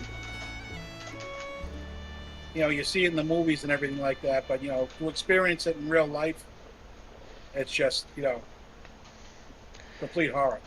Yeah, and he was telling me right before that happened, he had found a Viet Cong officer, like the body of an officer, and he was able to take the I can't remember what model of pistol it was, but he had the fully engraved officer pistols. And Okay. when he woke up on the ship, he asked what happened to him, because he didn't have any of his belongings when he was on the ship, in medevac. And he said that they said that he wasn't able to keep them, but when he was getting off the ship back in the U.S., he saw one of his commanding officers had them. He was like, "Hey, those are mine." What a shitty thing, man. Yeah. Oh, I'm sorry. I don't know what happened to him, man. What a crappy thing.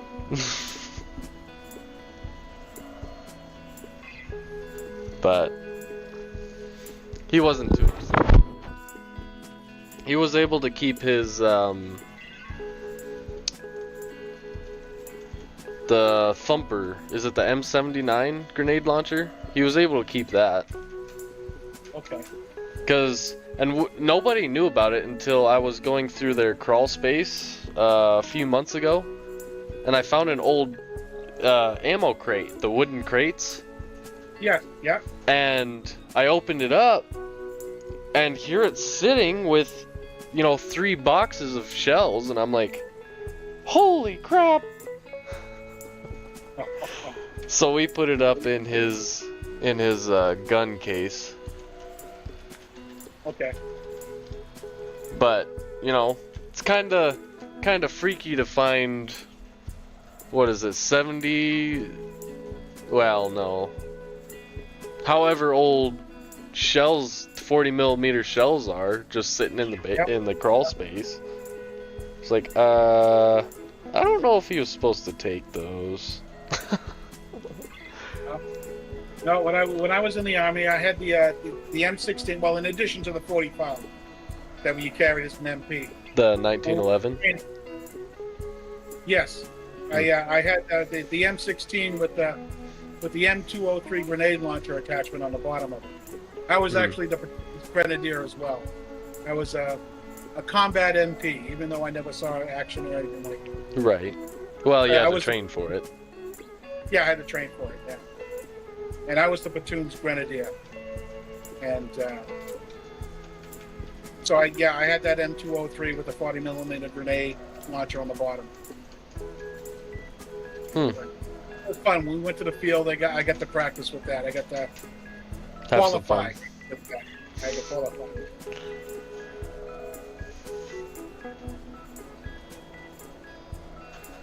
Oh wow, that's kind of cool, Rebel. World War II. 29th Infantry. First assault on Normandy. Yeah, that was a bloody mess. But they got it done.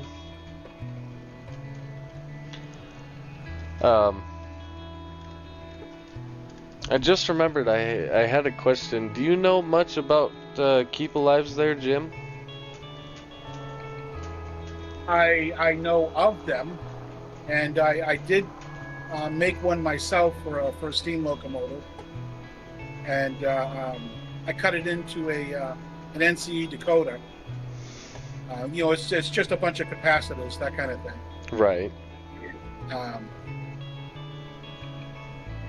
It's just sizing the capacitors. They've got these super capacitors out there now, which are pretty nice.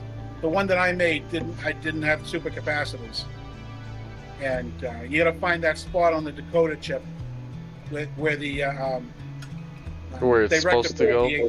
the AC. I'm sorry. Where it's supposed to go. Yeah, well, the NC Dakota wasn't built for a keep alive, Right. so you have to kind of like wire it into the board. And there's a spot on the board where they rectify the AC current, and that's where you have to wire it in right there, just after they rectify the current. But I haven't worked with any commercial ones or anything like that, if that's what you're asking. Well, I almost wonder if anyone else in the chat has messed with them at all. Because I've been looking at I've been looking at quite a few Keep Alives, and I'm not really sure if I should just build my own or what. But I was looking at NCE, Tsunami, well, I guess Soundtracks, TCS, or just going Dave's route, or like you just said, Jim, building your own. Yeah.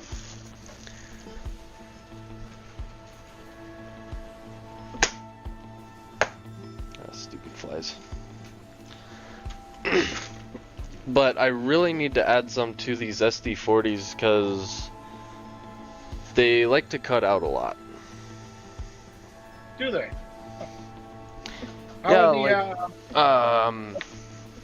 Just earlier, this 9008 was shorting out on the switch over there.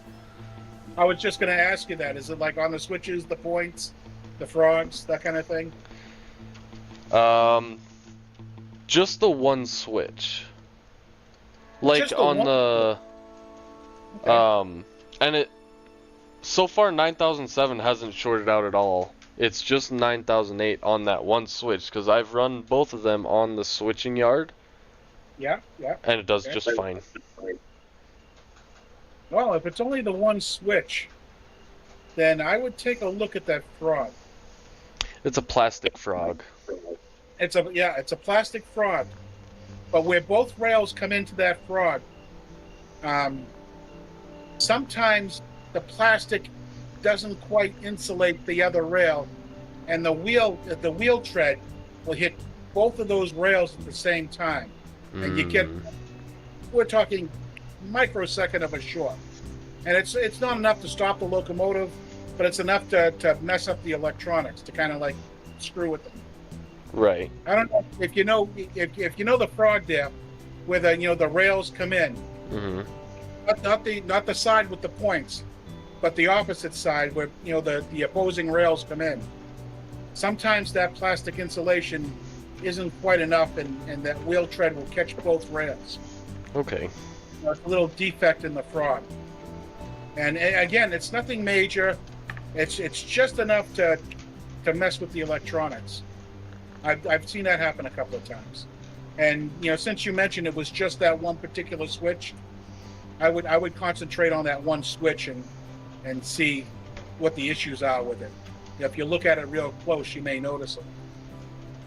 Hmm.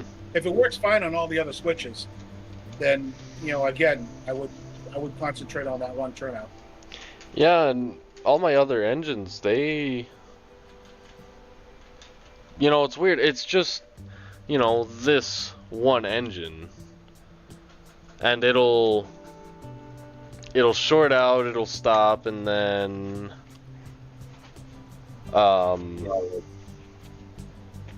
it'll kick the sound back on for a second, shut off, and then just kind of go. Kind of start up again and go. Yeah, it's strange. Yeah, that sounds like a really brief short.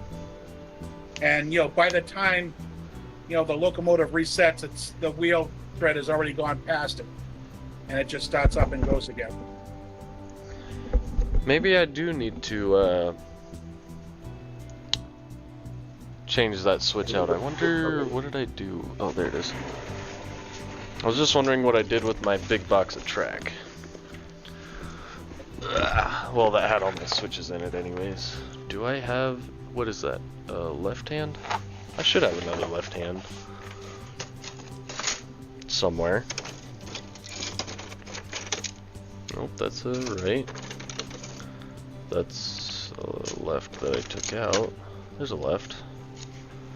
That is all soldered up for some reason.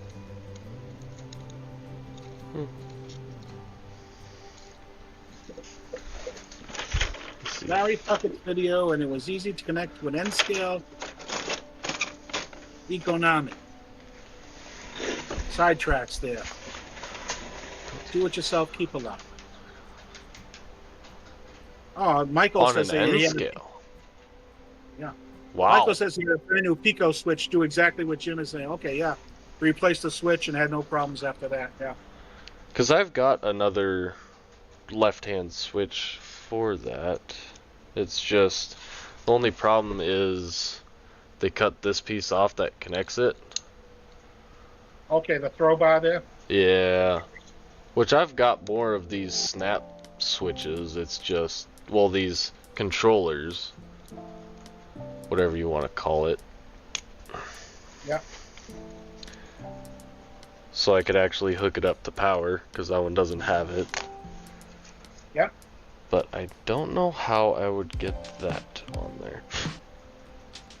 Well, is there a bar you can, just kind of super glue on there, kind of extend it and maybe jerry rig something with a little hole to keep it going there? What did I do with all that?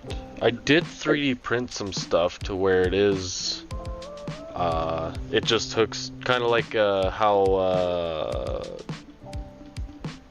Tortoise mounts up. It just goes on the bottom, and then it mounts off to the side, and I can manually switch it, but I think I'd rather just put a Tortoise on there or something.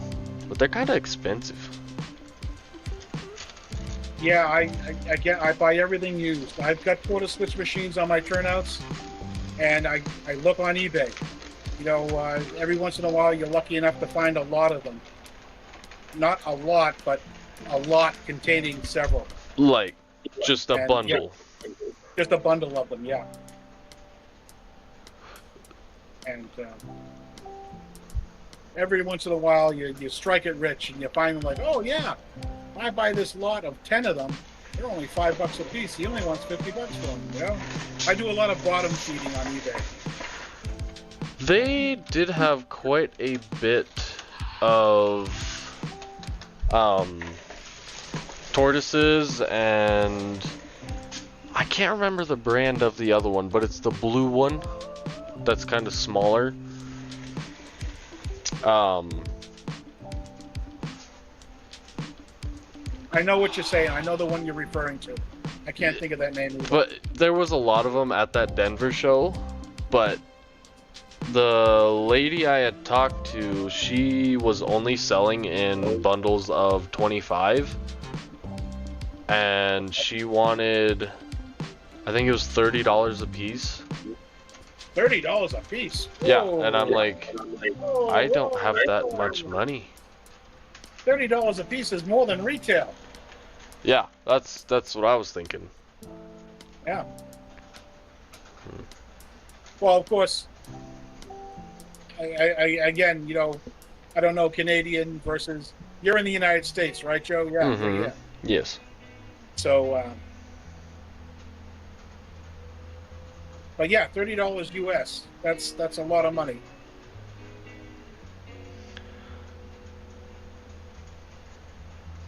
Let's see. Let's see. I got some glue here. Let's see if I can make something work. Let's see. I got another switch I could probably have some donation parts from, like this one. But this is a right hand. I don't need the right hand at the moment.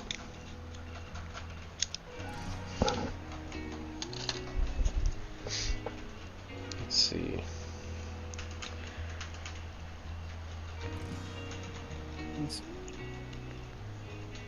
Drew says his wife's second cousin, twice removed, was the lieutenant in charge of the Filthy 13, upon which the Dirty Dozen movie was based. That is quite interesting. $40 Canadian. Jeez. $40 Canadian. Okay. That's a little much for me. I'm cheap. A little much for anyone. It just, again, there's a lot of people out there that think their model train stuff's worth a fortune. Oh man, there's a guy that I work with. He's a truck driver for another company, but I see a lot of him. And he has a what was it again? I'd have to pull up the get off of there. The messages again to see exactly what the engines he had was, but it was a Lifelike Santa Fe F unit set. Okay. And he didn't have the box, but he had all the track and the transformer and all the engines and rolling stock and whatnot. And he had some Marks 3-rail pre-war O-scale stuff. Oh, yeah, I'm familiar with the Marks, yeah. And I said, well, I don't know much about the Marks stuff, but I know guys that collect the pre-war stuff is mostly all about Lionel, And I told him that I really didn't know about the Mark stuff, but for the HO scale stuff, I said I was very generous. I said I'd give you $100 because it was one of the bigger sets that come with 8 freight cars. Okay. And I was like, I'd give you $100 for it. It's like, oh no, man, I'm looking for at least 300, and I'm like, it's an old Lifelike set. Lifelike, yeah. Without the box, like, Well, you're not gonna get it. And I was like, why don't you set it up on eBay? He said, oh well, I don't trust eBay, and they take too much money. And I'm like, well, then you're basically shit out of luck. Oh yeah. Because no one's gonna give you $300 for a Lifelike set without the box. I mean, even if it had the box, I don't know if anyone would give you $300 for it.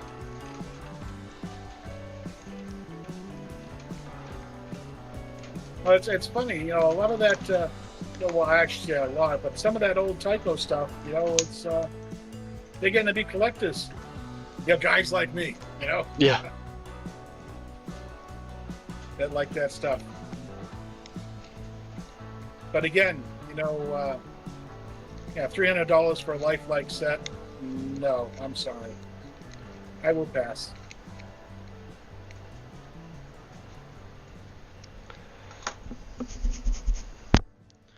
See, I believe I cut that a little short, but that should be alright.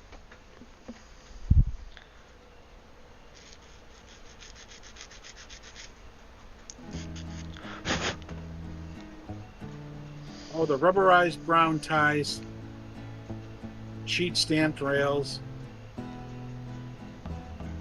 flattish black plastic roadbed. Yeah. Yeah, he had one piece. Let's see, he was thinking about $500 for the Mark stuff, and he had a steamer with a tender, a flat car, and a caboose. He had the old Lionel tunnel, the two-piece with all the greenery and trees on it and whatnot. And the only track he had was the cross, the 90-degree Okay. cross, and it was the Lionel tubular. You know, that real crappy stuff that no one really likes. Yeah. Yeah. I Yeah, was the like- Mark stuff, it's the stamped metal tin plate stuff. Marks did a lot of, the tin plate, stamped, Yeah. metal. And that stuff goes for short money. Well, it used to go for short money, because that was the lesser quality version of Lionel. Right. Yeah, Rebel's referring to the fiber ties. I remember that, the HO track with the fiber ties. Staples, they were like kind of little mini staples for spikes. Yeah. I remember that.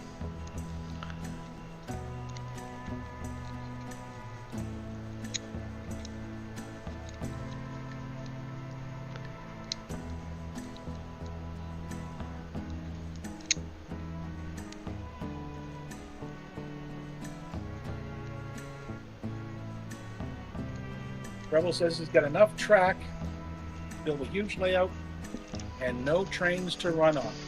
What did I just do?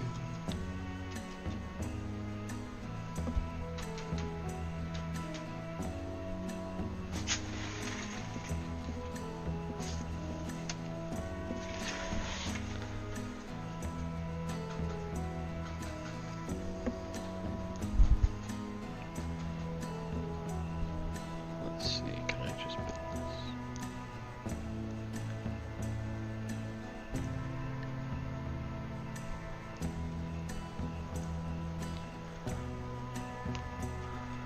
Okay, what did I do with this piece?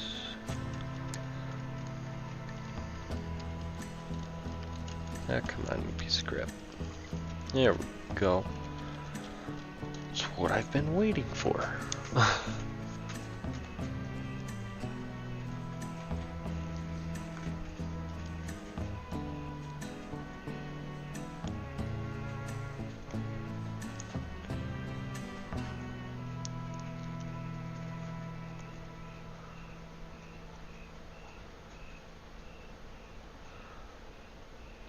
So are you eventually gonna get your track done then, Rebel?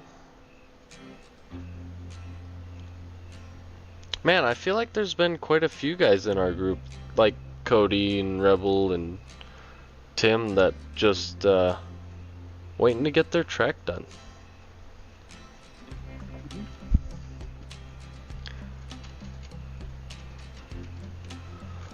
When he gets the room.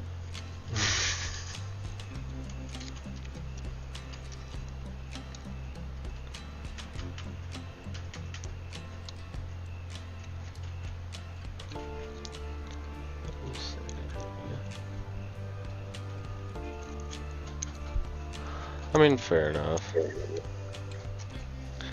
You could always make room. Just tear down a wall or two, or, you know, just spend the money and get a shed.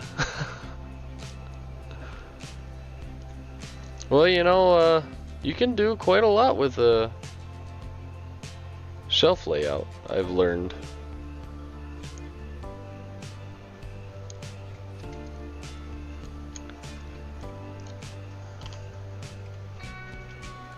Yeah, if you're into switching and that kind of thing, shelf layout's perfect.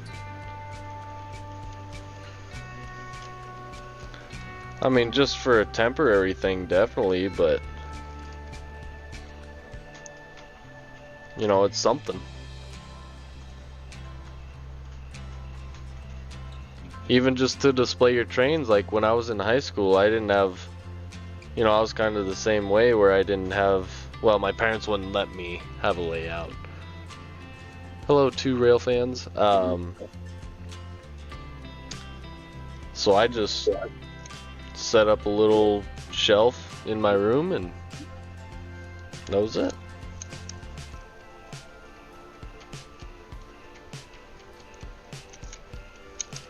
Oh yeah, two rail fans just joined us. Yes, hello to. Yeah. Yeah, I remember when I was a kid, I would set the track up on the floor of my bedroom. And of course, it was always coming apart. You know, the rail joiners would just, you know, work their way and widen up. And I remember, you know, as a kid, I used to use modeling clay.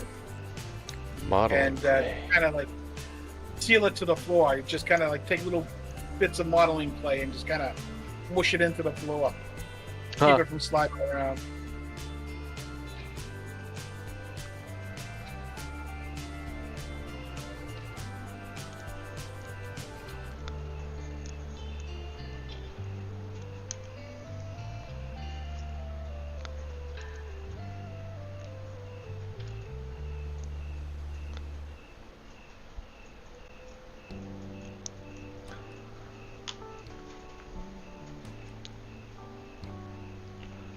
I didn't let the glue dry. I just had to mess with it. Right into the bed, yes.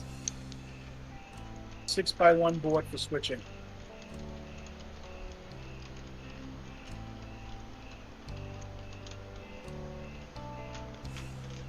Yes, rail fans. Yeah, I think everyone starts with a floor layout. Yeah, absolutely. I know when I was a kid, I had all this Atlas track. I would just set up on the carpet and then wonder why my trains wouldn't run. They were all clogged up with... All those little fuzzies, yes. Yeah.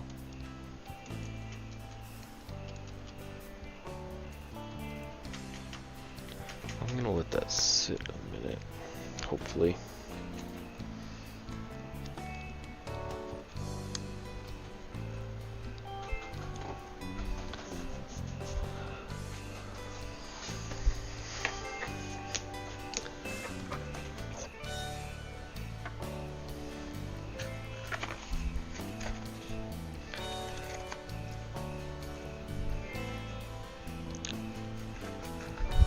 Still never heard from Cody. He must have not been feeling good. Oh well, I know that poor kid has a tough time with his headaches. Yeah, he does, yeah. Yeah, it's unfortunate.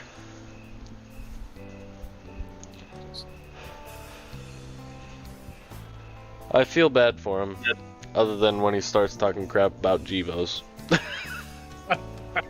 Okay.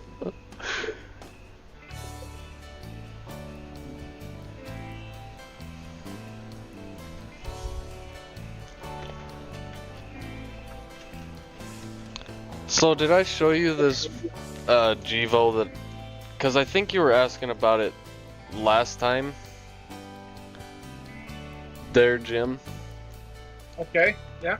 So, you know, it's, I don't remember when they came out, but I think it was 2011 or something like that. Yeah, that's a little modern for me.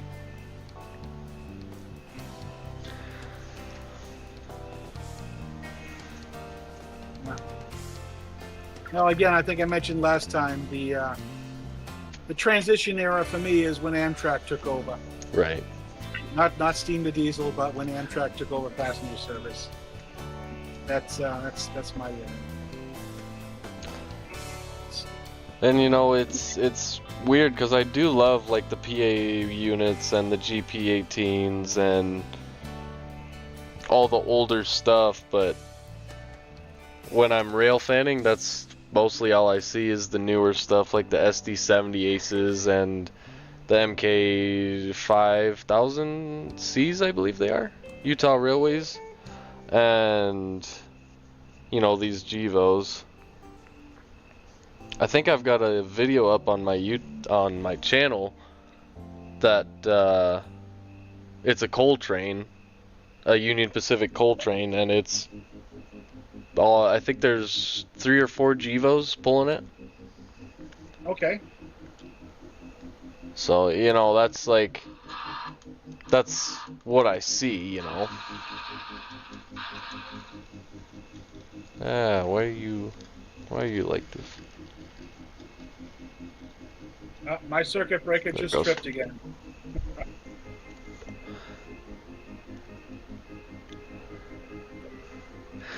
So if you had to guess, how much track do you think you have?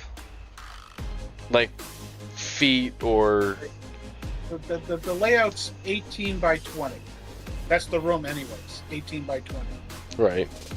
It's kind of an L shape. And I've got, so you figure 20, 40, probably, it's probably a 60-foot round trip times 3, probably 180 feet of main line track. That's pretty Yeah, good. that's, sounds about right. About 180 feet of main. Yeah. I haven't, of course, I haven't measured it or anything. And the staging area is quite a few tracks down there.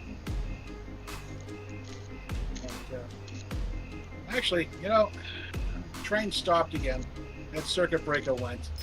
Now it's funny because of streaming. This is all coming to light, but I'm gonna upgrade to that 10 amp power booster. I have to do that. Well, it wouldn't hurt. Nope, would not hurt. You go take a look. Yeah, see what's going on here.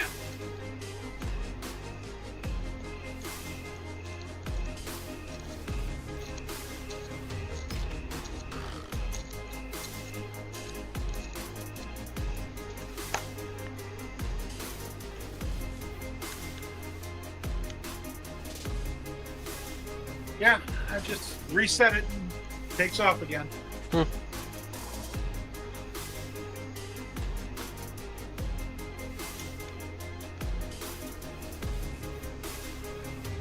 Of course, I haven't run this layout extensively for hours in quite some time.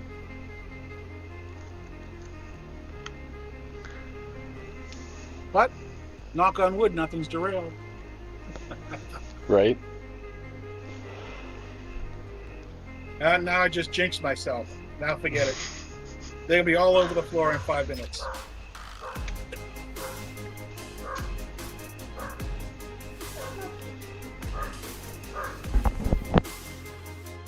Is that a dog I hear barking?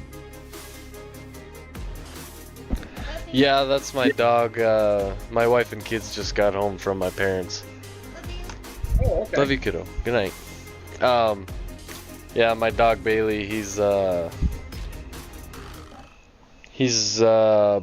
blue heeler and a mini Aussie, and he Okay. is way too smart for his own good.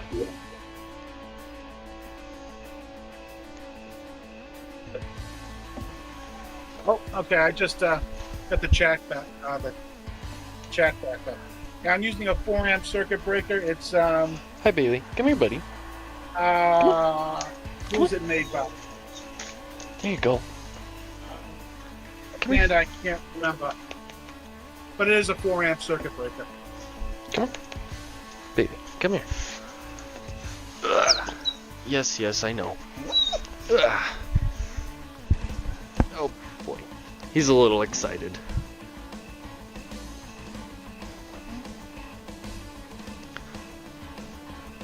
What's his name again? Bailey. Bailey. Yeah, he's not very big. Ugh. You know, he's maybe 35, 40 pounds. Not a very big dog. Okay. What? Well, go on then. Go on. Stupid dog.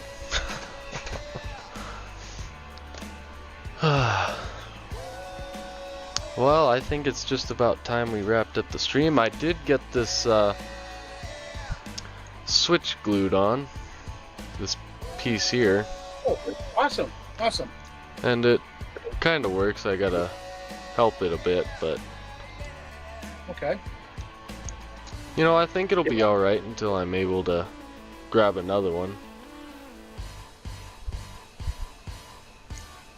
Yeah. Well, at least you can find out. You know, if you change out the switch, if that helps with the problem there with the SD45. And one thing I noticed is, I don't know how well that'll pick it up, but it's got a piece of wire connecting this track here in the middle to the throne piece. The point there, yeah. Yeah, those rivets can be unreliable at times.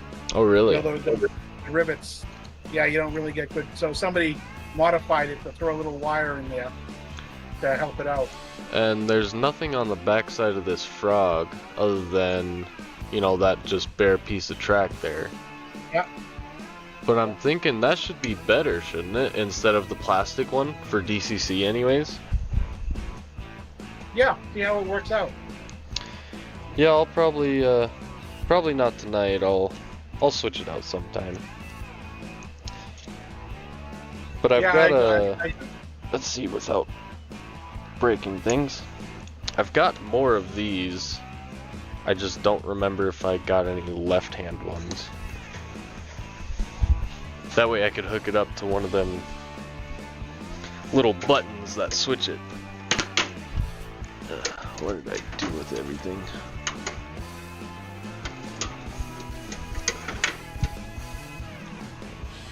Ah, there's somewhere.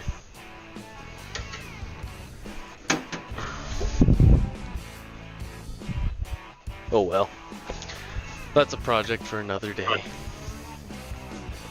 Yeah, I've got some bugs to work out myself. This is the first time I've ever run trains on the stream. And again, you know, Well, they're running a lot better than mine. I got to work out this power issue. Let's see. And, you know, it's just not the trains themselves. You know, the tortoise switch machines, they run on the I have switch 8s and switch hits. So all the tortoises on the layout are powered by the track planes, which is, you know, quite an issue too. Especially because I've got maybe, I don't know, 60 tortoises hooked up here. Hmm. And they draw, you know, a little current each, but it adds up.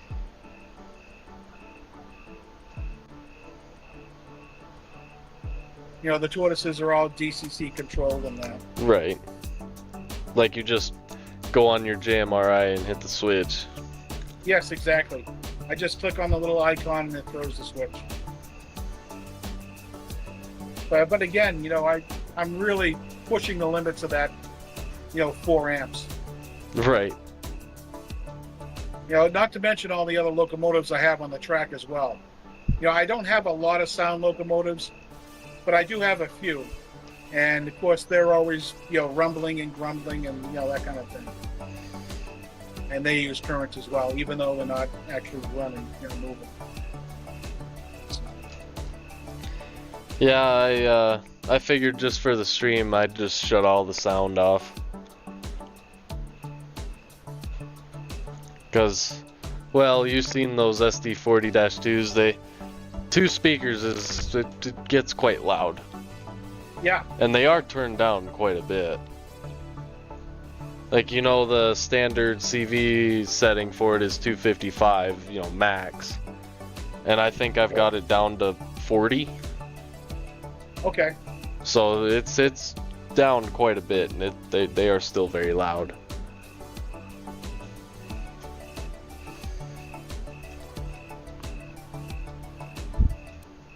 Yeah, you know, having a few with sound is okay, but When you've got Yeah. 19 engines that are all sound running, yeah, it yeah. gets a little loud. Especially that turbine of mine, where I put the 2, let's see, I think they're 80mm round speakers. Those big, Okay. the biggest ones I could fit in there from Soundtracks. I put 2 of them in, It'll drown you out. Yeah.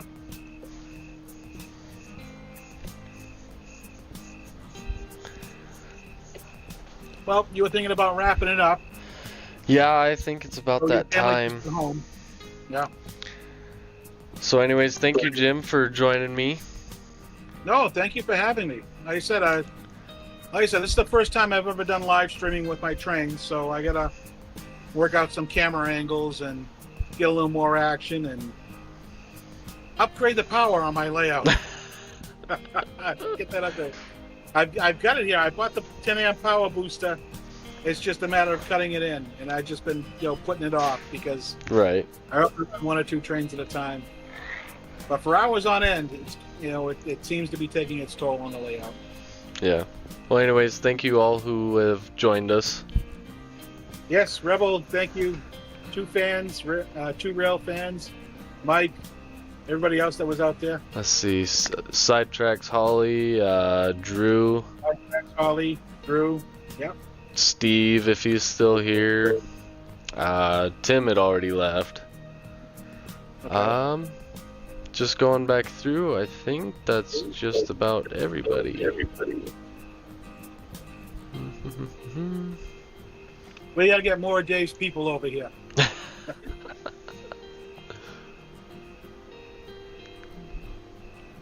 Well, anyways, everyone have a good night. We will pick this Yes. back up next Sunday. Very good. The plan is putting one of 2 things, anyways. Putting a decoder in the Joe's Trains GEVO or the Keep Alives in the SD40s. Okay, So Alright. we've got something to do next week. very good, Joe. Very good. Oh, there's Alright. Dave Hoover. Right as we're ending. Oh, Dave Hover. Oh, yeah, Caboose 1973. Dave. Hey, Dave. Just about wrapping it up now, I guess. So, Yeah. Yeah, Steve. Good night, Steve. Yes. I will, I'll make a post probably in the morning of next Sunday if there's any news topics you want us to go over or whatever, and leave a comment. It's your show, Joe. Your show. Well, it's nice to keep up on tabs for the Yeah. train world. Yep. Well, anyways, good night all. Okay. Good night, everybody. Good night, Dave.